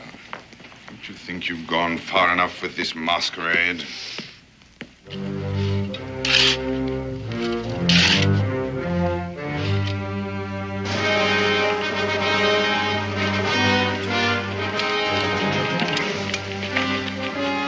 I'm Captain Halstead, Corporal. Yes, sir. The colonel's expecting you, but the troops, sir, we thought you were coming with them. Bivouacked half a mile down the road. Well, I'll tell the colonel you're here, sir. Don't you see how pointless this is? Now, I can't promise you clemency, of course, but if you'll tell us... Come in. Oh, so, Captain Halstead's arrived. Well, show the captain in, Corporal. Yes, sir. Are you going to tell us that Captain Halstead also is an imposter? John, what in the world are you doing in those clothes? Behind you, Barnaby! Don't! Captain, if you'll join the Major there. I prefer not to shoot you, Colonel. At last you can see with your own eyes what an utter fool you've been. Rebecca!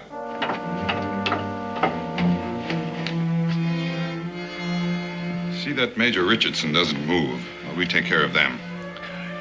You must think you're pretty clever. You're not clever enough to get out of here alive. We'll do the best we can, Colonel, I assure you. Now, if you'll turn that chair around. Sit down and put your hands behind your back.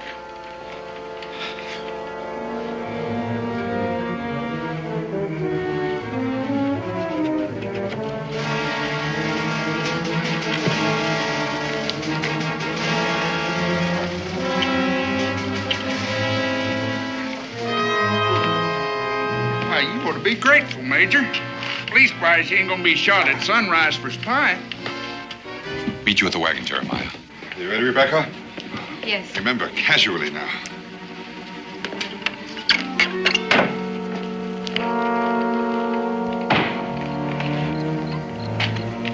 Evening, Corporal. Sir, shall I stable the captain's horse, or shall I leave him here? Captain Halstead will be a while. He's tied up with the colonel. Thanks, sir.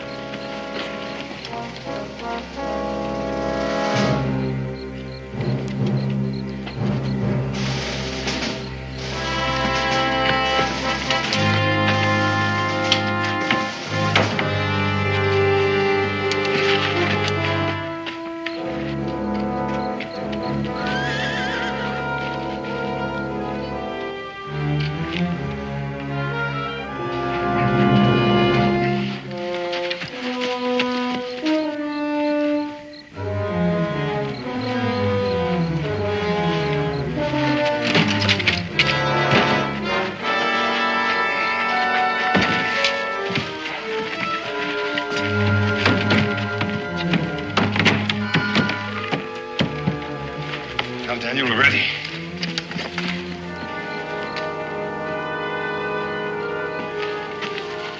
You ready?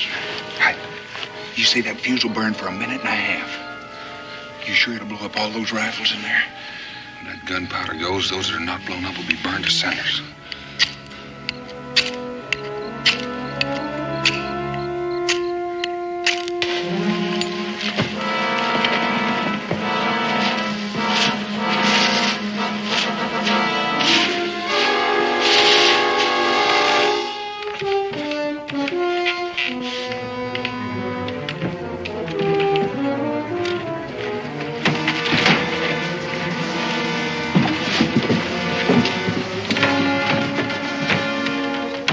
Get out of here.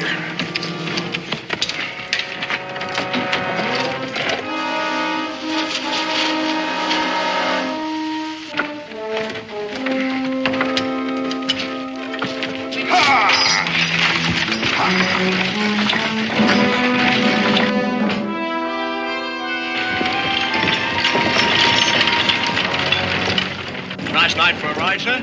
Yes, isn't it, Corporal? Will you be coming back from Salem tonight, sir? As a matter of fact, we won't. We are in a hurry, Corporal.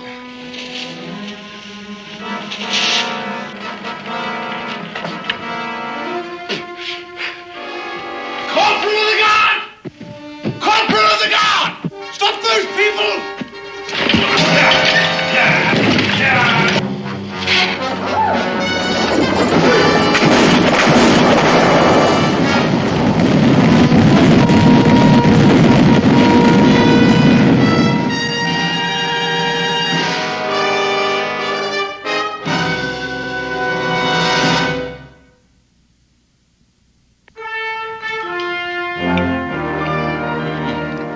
Mighty good.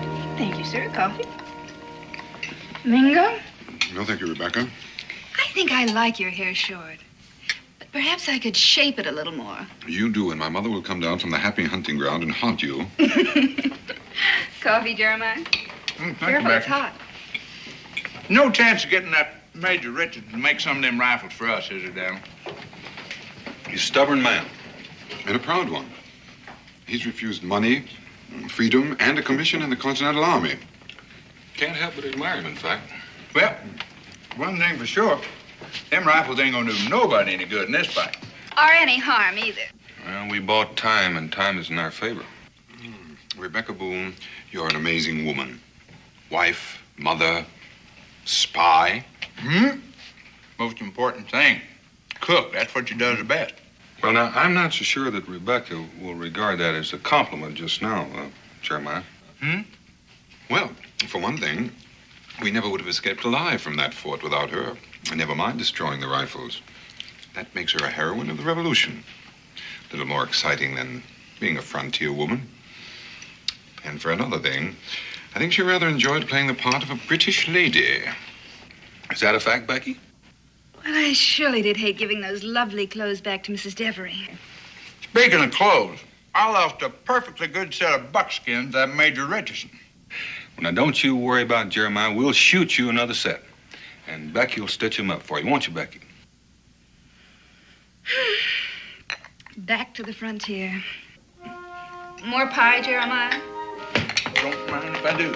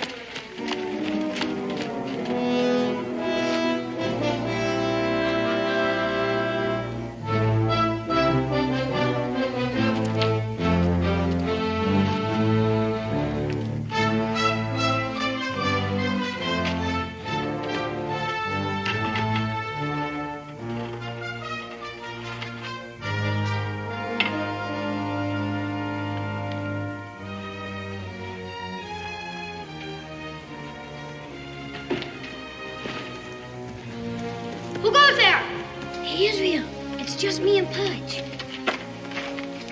What's the secret password? Skull and crossbones. All right, mates. Come aboard, but step lively. Pudge says he's ready for his initiation into the Legion of the Black Pirates, Israel. Biggest step a man can ever take in his whole life. I don't know if he's ready or not. I'm ready, fellas. I'm ready. What do I have to do? Well, we have a very secret initiation ceremony. All sorts of stuff, like being able to attend midnight meetings, tell whoppers of tall tales, but never break a swear to your fellow black pirate, and being able to catch ticks and glowbugs without squashing them. All kinds of stuff. Gosh, how many people you got in the Black Pirates? So far, just Stinky and me. Of course, we just don't let anybody in it. Let's get going to the Pike House. The Pike House? That old place is haunted. Mr. Pike is the meanest man that ever took a breath of air. And Mrs. Pike is a witch. Part of your initiation. The Pike House? Come on, Pudge. Oh, come on.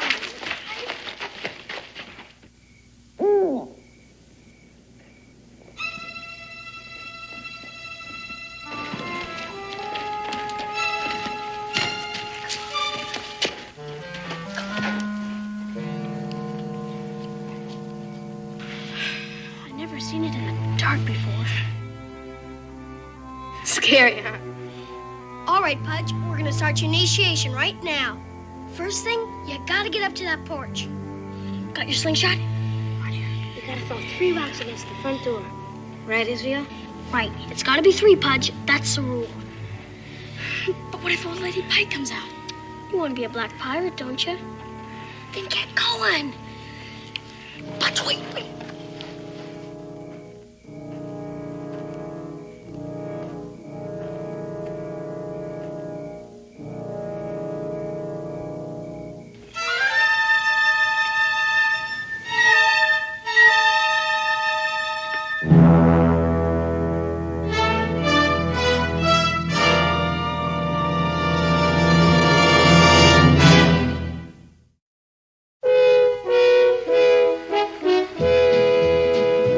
Daniel Boone, what a doer, what a dream comer, truer was he. From the coonskin cap on the top of old Dan to the heel of his rawhide shoe, the ripidest, roaringest, fightingest man the frontier ever knew. Oh, Daniel Boone was a man, yes, a big man, with an eye like an eagle and as tall as a mountain was he. Oh, Daniel Boone was a man, yes, a big man, and he fought for America to make all Americans free. Daniel Boone was a doer, what a dream comer, truer was he. Daniel Boone, Daniel Boone.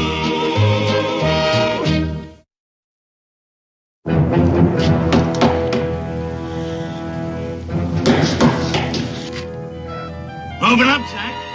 I came to see you.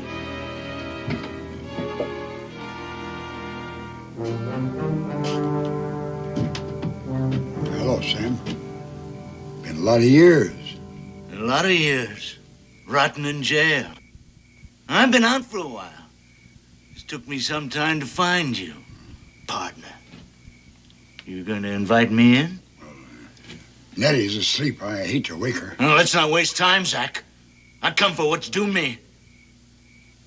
A fast move, Zach. You just take that pistol out of your belt and put it down on the floor in front of me. Real slow like.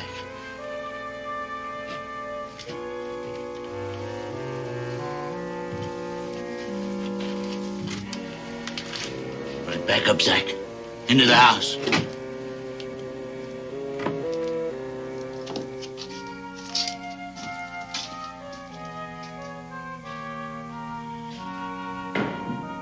Boy, did you see that? Something mighty big's brewing inside that house. Wish my pa was back from his hunting trip. The black pirates can handle this. I think we better get Pudge's initiation over with right now. Gosh, fellas, I don't know. Sure is spooky around here. I tell you, I ain't got it. Did you hear that? Sounds like they're having a brawl. We gotta find out what's happening inside there. Look, fellas, couldn't we have the initiation some other time, huh? My ma's gonna give me an awful whooping if she finds out I'm gone at this hour of the night. I say let's get the initiation over with. I'm for that. What do I have to do? Spy, Pudge. Gotta learn how to spy in order to become a black pirate. Go up to that front window and peep in it. Why do I have to do that? Israel just told you why, stupid. We gotta know what's happening in there. Black pirates are the best spies there is. Well, I don't think it's fair. I bet you guys never looked in the Pike's window. Well, we wouldn't be afraid to. Then I dare you to do it now. I double dare you. I'll do it, if you'll do it first. A black pirate can't run out under there, Israel. Especially a double dare. I know. All right, as long as you guys keep watch. Right quick. I'll just kill you both. Find you myself. You didn't come out here to hide and change your name for nothing. After us, too, me and Nettie. We've been running. Well, you can stop running, because I'm going to unburden you of that gold. For the last time, Zach. Sam, no! Makes sense, Sam. If you kill me... Nobody saw me come here. Nobody will see me leave. I tell you, I ain't got it. I always knew you for a liar. Fix something to eat. Make sure the cover's good and hot. The truth, Zach, or you're gonna be less one head. Take it easy, Sam. It is the truth. British officers. They stole the gold right out from under me. There was nothing I could do about it. That's a good story, Zach. But I don't believe it. We had the gold. You suppose we'd be living like this? Well, you're smart, Zach. Smart enough to do just that. Where's that coffee? In a minute. I'm betting that gold is right here. And when I find it, I'm not only taking my share, but yours too. Well, come on, pour out.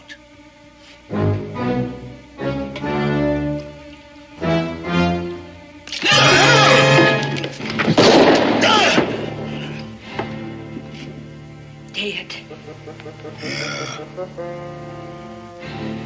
Stealing's one thing. Murder's another. It was him or us. It's just as simple as that. And don't follow, we're gonna get caught.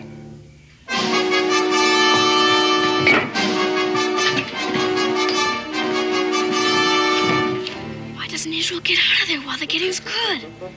I don't know.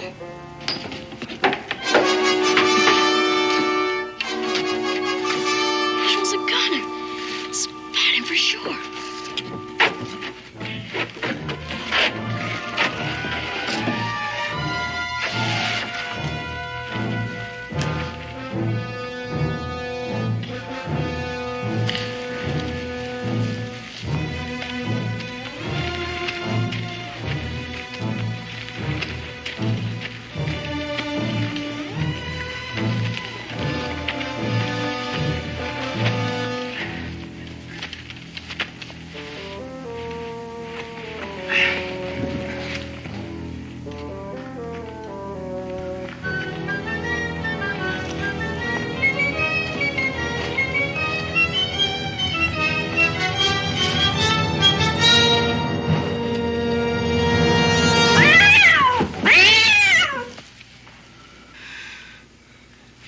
Start digging and I'll take a look.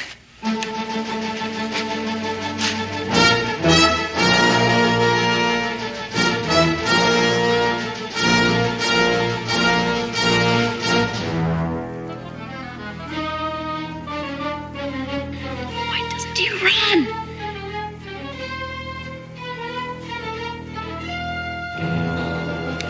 Run, Israel, run!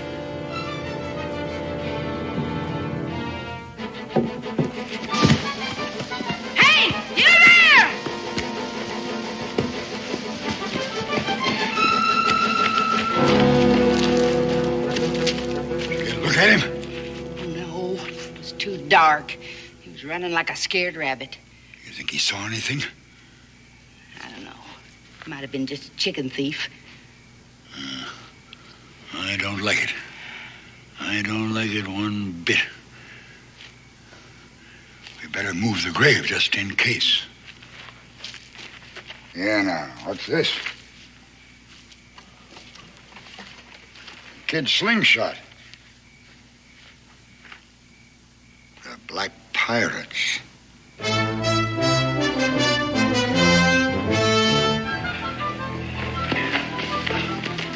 listen, wait. I gotta rest. Murder, Zero. Murder. Cold-blooded murder. What are we gonna do? Nothing we can do tonight. It's way past midnight already. Midnight? I think the best thing for all of us to do is go home and get to bed. My mom's gonna tan my hide if she catches me. Then don't let her catch us, stupid. Let's meet at the cave tomorrow and decide what you do. Meanwhile, don't tell anybody what happened, okay? Agreed? Yeah, agreed. Agreed. Let's go. See ya.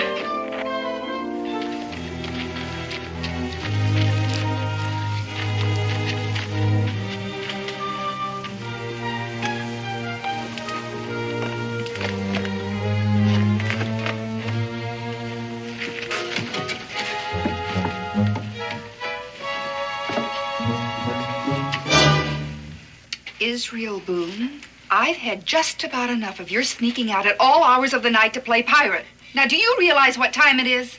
Yes, ma'am, but Have you been to that cave again? Yes, ma'am. I don't want to hear any of your tall tales. I don't want to hear another word from you, for that matter. And I never, ever want to catch you out again at this hour. Is that understood? Yes, ma'am. And when your father gets home, we're going to have a talk. Do you hear? Yes, ma'am. Right now, you're going to bed. And you better be up bright and early in the morning, ready for your chores if you know what's good for you. Yes, ma'am.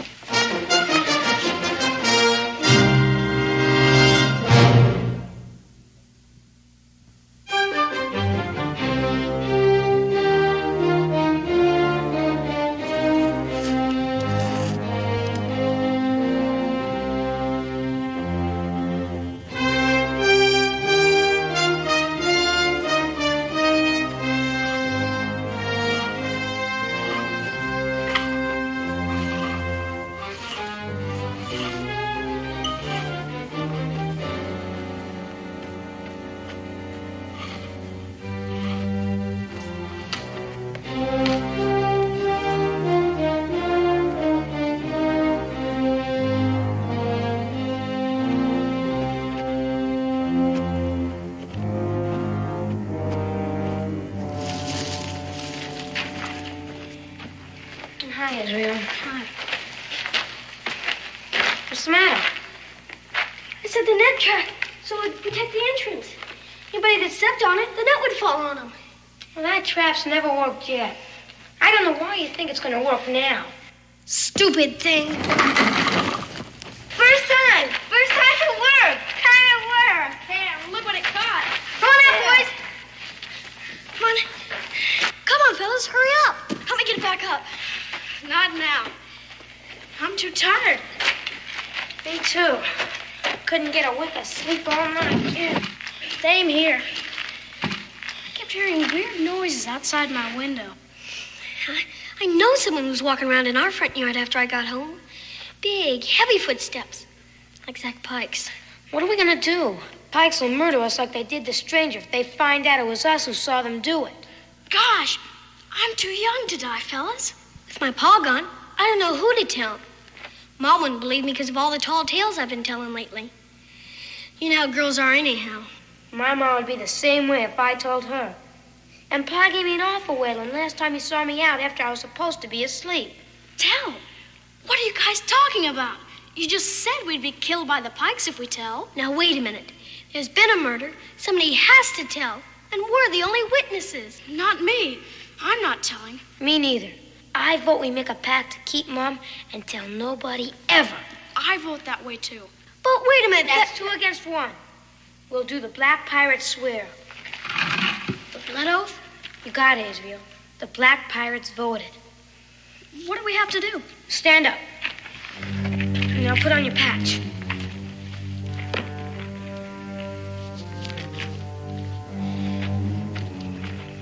Okay. Give me your hand. Real blood? Mm-hmm. Okay, close your eyes. Put your thumbs together. And repeat after Israel. I, Israel Boone. I, Pudge Farmingham. I, Stinky Brown. Do solemnly swear on my honor to stay mum and to keep this sacred blood swear for the rest of my natural life. Be boiled in toad oil.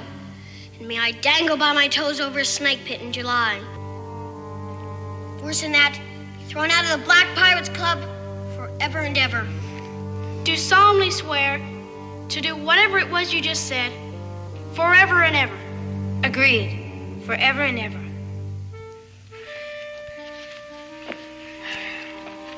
Here. Now we gotta burn this to really seal the oath. I'll go get the brush.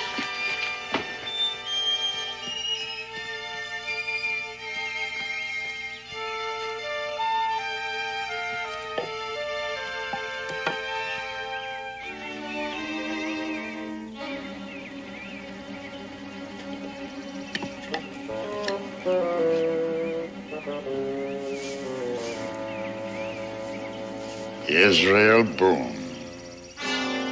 You looking for something? Maybe this is what you want. Your slingshot, isn't it, boy? All the boys have them. Well, you can tell your friends I found it.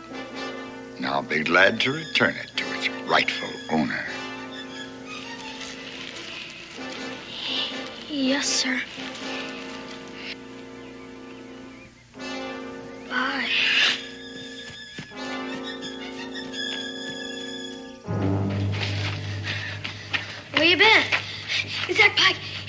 slingshot. Your slingshot? You must have dropped it last night over at his house. He knows it was us that saw him. We're as good as dead right now. I don't think so. I think he's just trying to scare us. Well, he's doing a good job of it. What are we going to do? I think we should go home. Maybe in a few days he'll forget all about us. Yeah. Maybe he won't bother us if we don't bother him.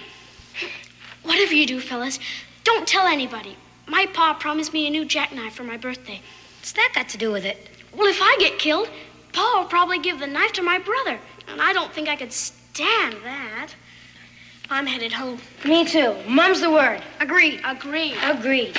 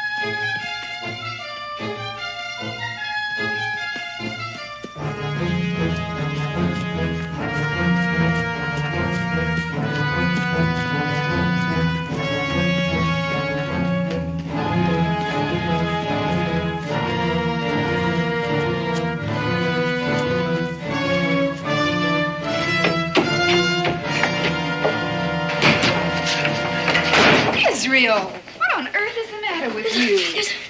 Well? Nothing, Ma. Just playing catch with the boys.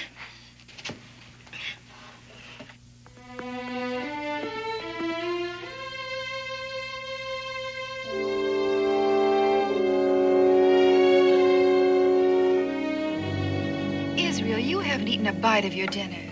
Now, is something bothering you? No, ma'am. He said I just don't feel well. Well, is there something you want to tell me about? No, ma'am. Israel, I'm sorry if I've been hard on you while your father's been away. But you've been impossible with those wild stories and those disappearances in the middle of the night. Now, you're going to have to change your whole attitude. Do you understand that? Oh, yes, ma'am. Can I be excused? All right. But I want you to fetch me some water from the well before you start your school lessons. Yes, ma'am.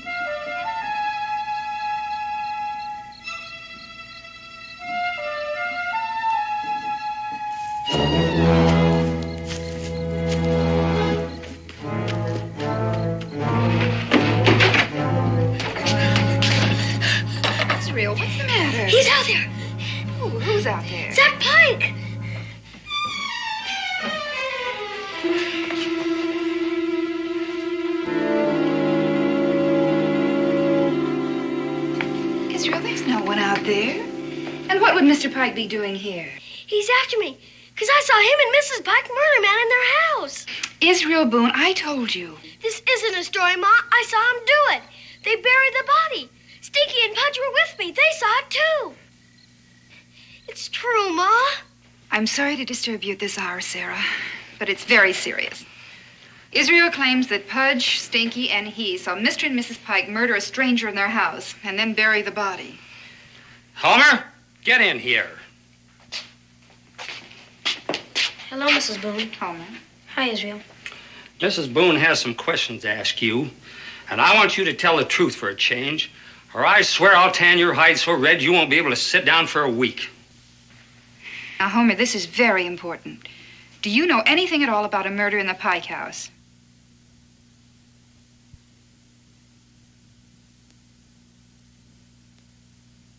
Homer, answer Mrs. Boone.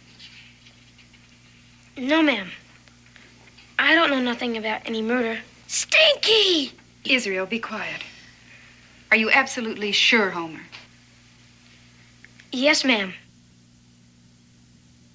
I'm as sure as I can be.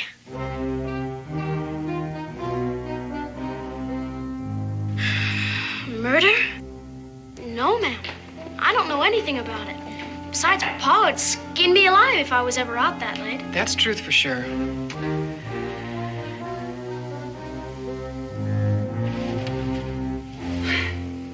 Telling a tall tale is one thing, Israel, but lying and involving your friends in it is another. I just don't know what's gotten into you, but I'm through talking. You know, your father will be home in the morning, and I'm going to let him settle this. In the meantime, you are not to leave this room for any reason.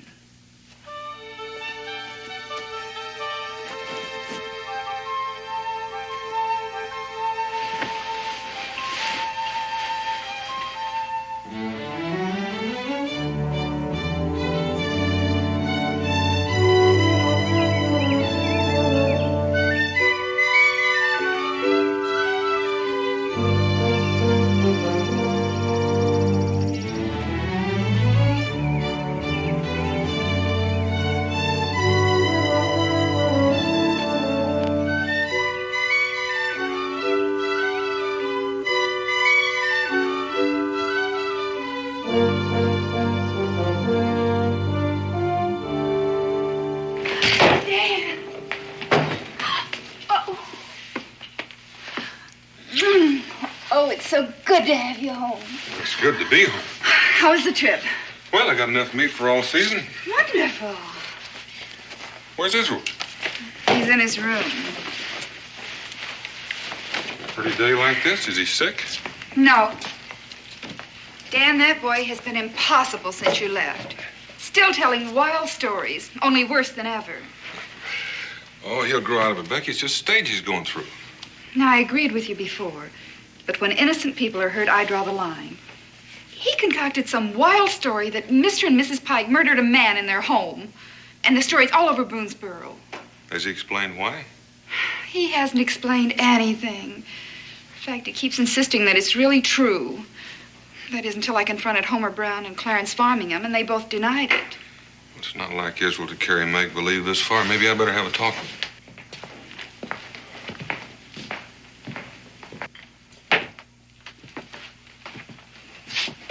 Israel? Hello? Is that all I'm going to get? Just a hello?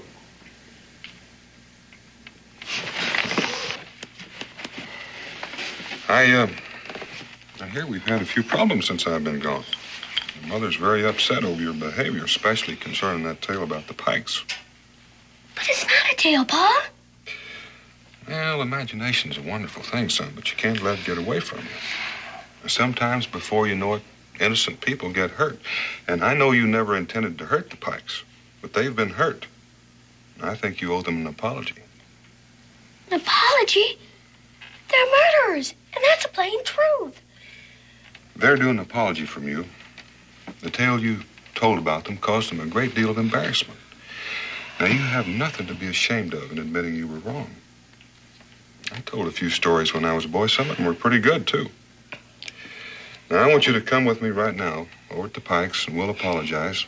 We'll get that over with. No, Pa. They'll kill me like they killed this ranger. Israel, I'm not going to argue with you. You'll do as I say. Yes, sir.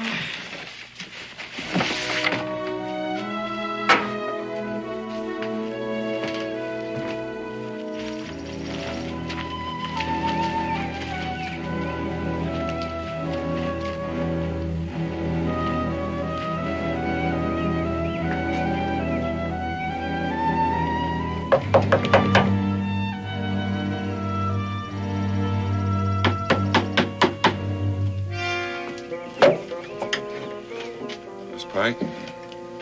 What do you want? Can I talk with you and Mr. Pike for a minute? Zach's not here. Well, then may I step in for a moment and talk with you?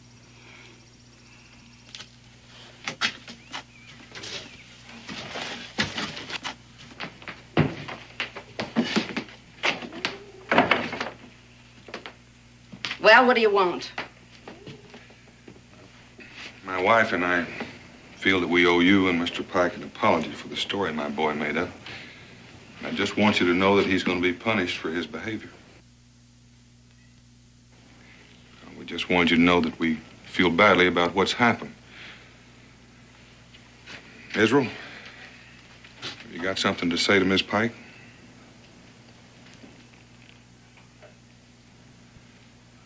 Israel? I'm not gonna apologize. Leave him be. I wouldn't accept an apology from the little brat anyway. Him and the mother brats that come by to throw stones at my windows and to point their fingers and giggle and laugh like we were some kind of freaks. Well, you'd better keep him away from here from now on, or he'll really be sorry. Israel! Don't be the one that's sorry. You're witching your mirror. Israel!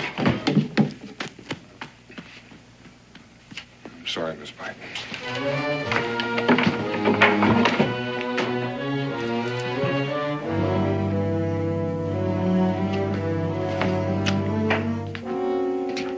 You heard? Everything. I think it's time that boy had an accident. One killing's enough. Maybe we ought to clear out. And have Daniel Boone wonder why we left. Why, that boy of his would have him digging out there in no time. Well, Sam could have told somebody about the gold. They could come looking for him. He was too greedy to let anyone else in on his share. The gold's ours, neat as can be. All we gotta do is get rid of Israel Boone.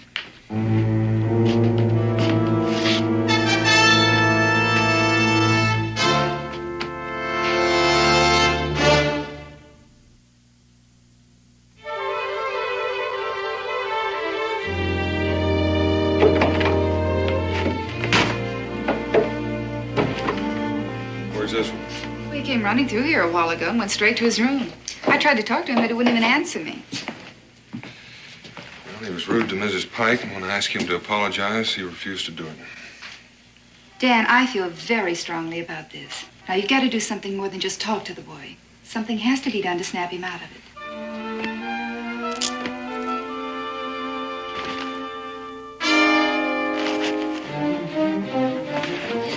Papa, he's out there. Zach Pack. He come to get me again. Now, hold on and calm down. I saw him. Where did you see him? At my window. Dan, this is nonsense. Now, he claimed the same thing once before.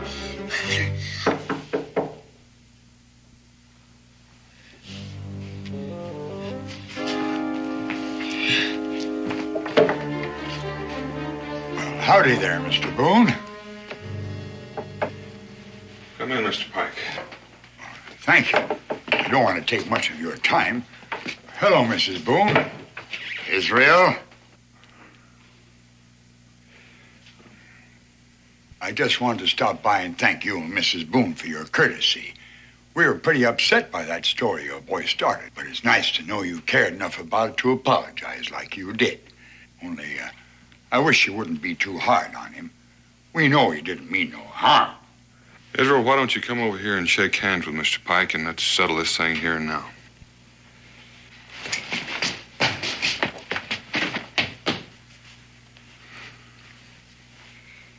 Sorry, Mr. Pike. He's just not himself lately. Spring fever's got him, maybe. But like I say, don't be too hard on him. Good night, Mr. Pike. Thank you.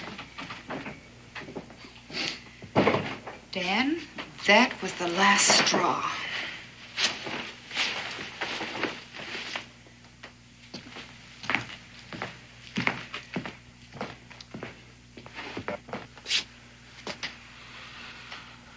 Israel, we've carried this just about as far as we're going to. You've hurt people, and it's time you grew up and admitted your mistake. But everything I said was the truth, Pa. The boys don't back up your story, son. Now, you and your friends have tormented and played pranks on the Pikes ever since they've come to Boonesboro. But she looks like a witch. I want you just to lay there and think a while about all the bad things you and your friends have done to the Pikes. Things you should be ashamed of. I want you to think about the cruel things you've done to poor people less fortunate than you. And when you're ready to act like a man, then you and I'll have a talk, man to man.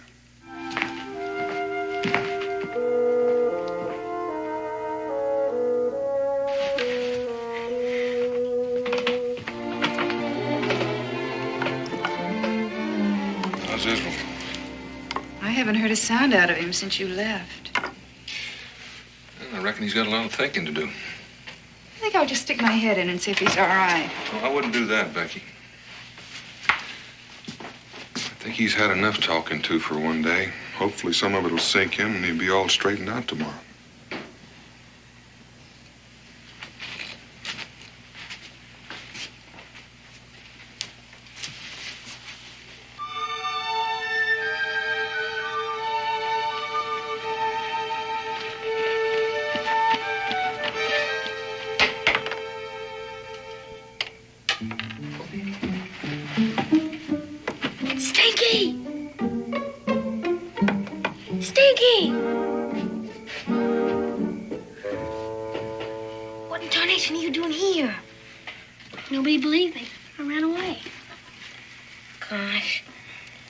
Sorry I didn't tell your mother about the murder.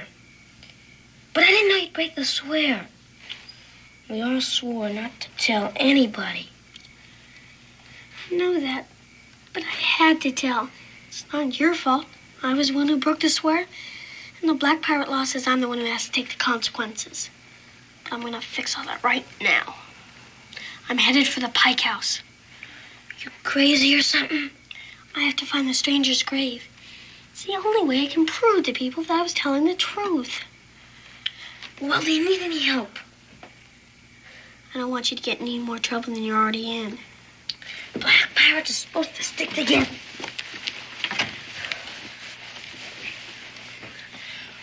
We better round up Pudge. I'll be right there. Hurry up.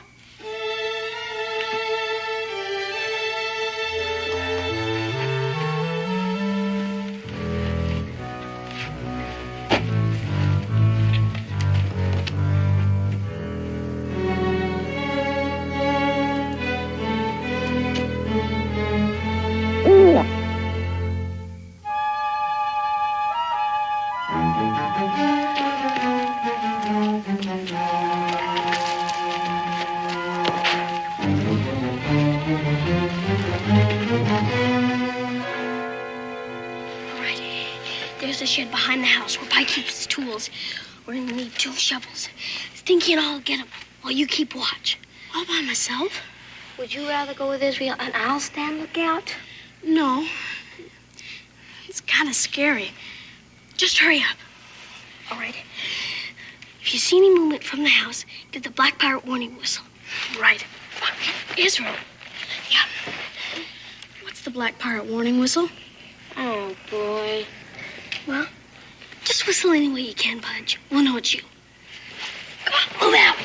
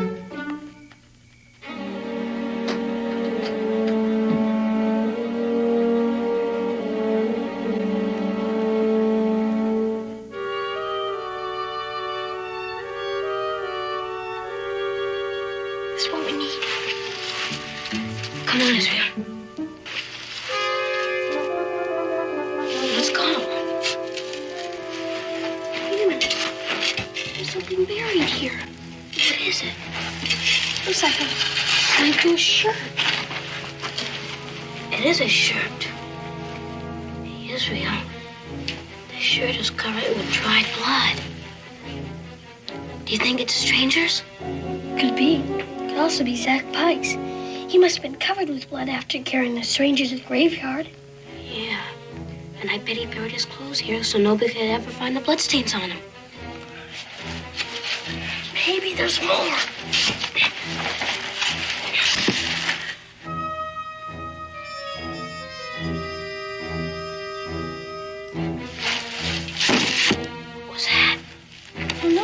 I think Mr. Clements.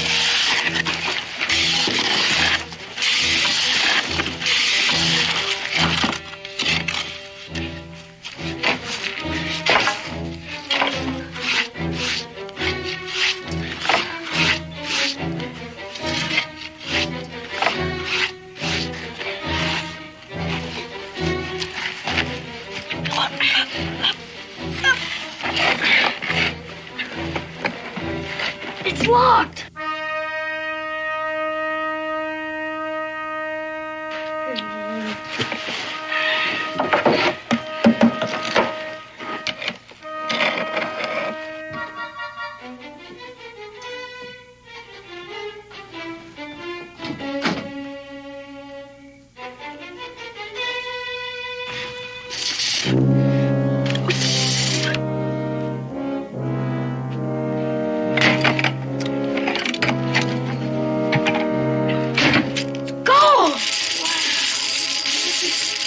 Here. I bet it's pirate's treasure.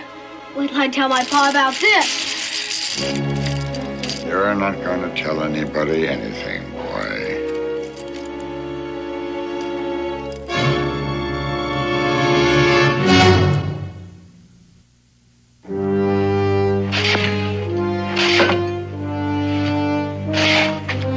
You sure you cover up that box good?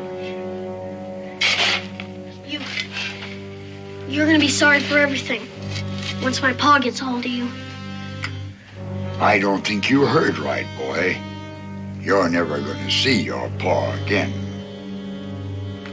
Now let's go for a walk. And bring those digging tools with you. You're going to need them.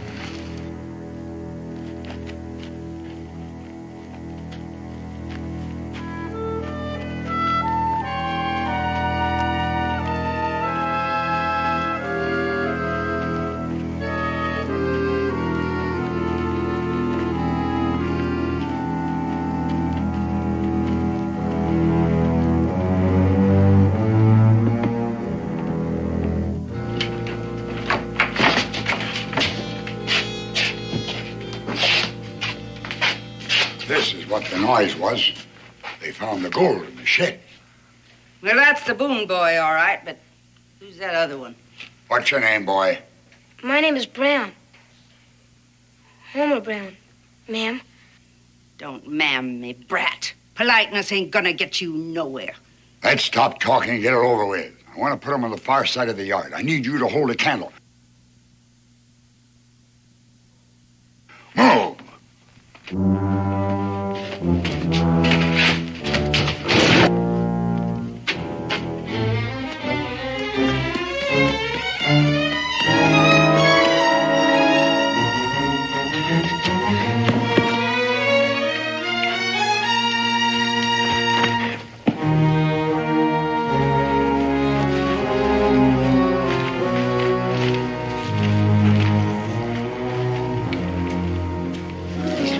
Good spot. Plenty of room for 2 graves. Start digging.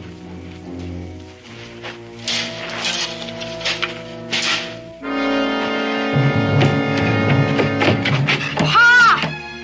Pa! Dan! Yeah, who is it? Farming Come in. Dan, Israel was right. The Pikes did kill someone. Israel and Homer are over at the Pike's house now.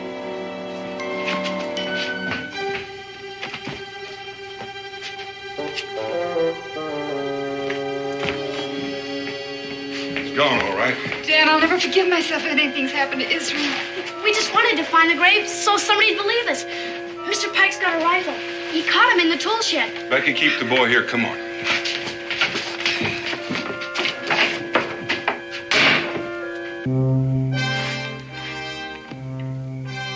I'm getting tired. Dig. You haven't got much digging to go. Keep at it. Then you can have a long, long rest. Can we have some more light over here? Just keep digging. Give him some more light.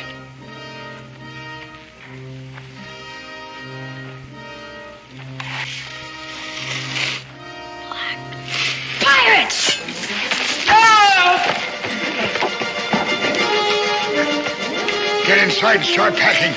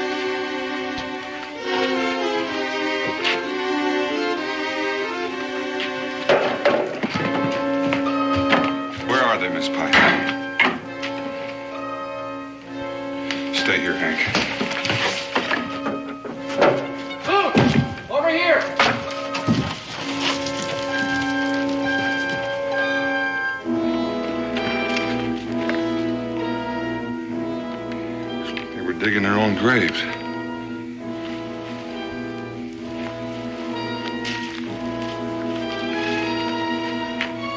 on.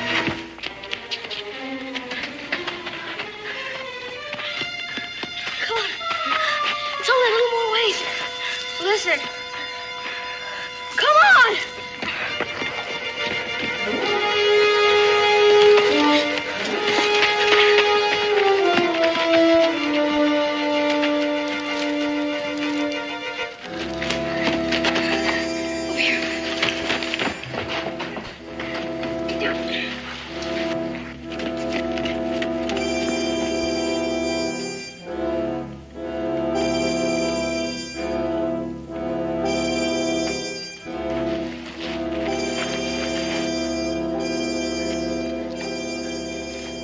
I know you're here. You won't get away this time. You might as well come out. I'll find you anyway.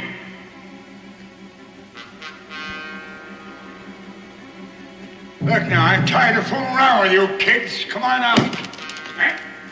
Uh-huh. That's who you are.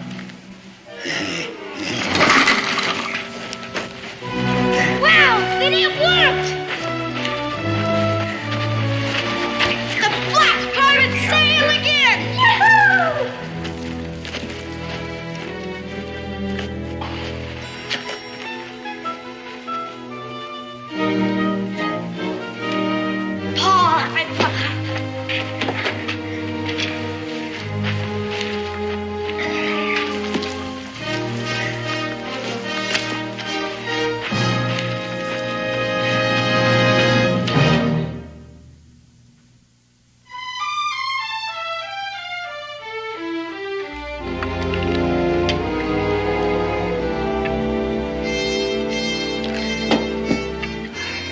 Potato salad? No, ma'am. No, thank you. I'm about stuffed as it is.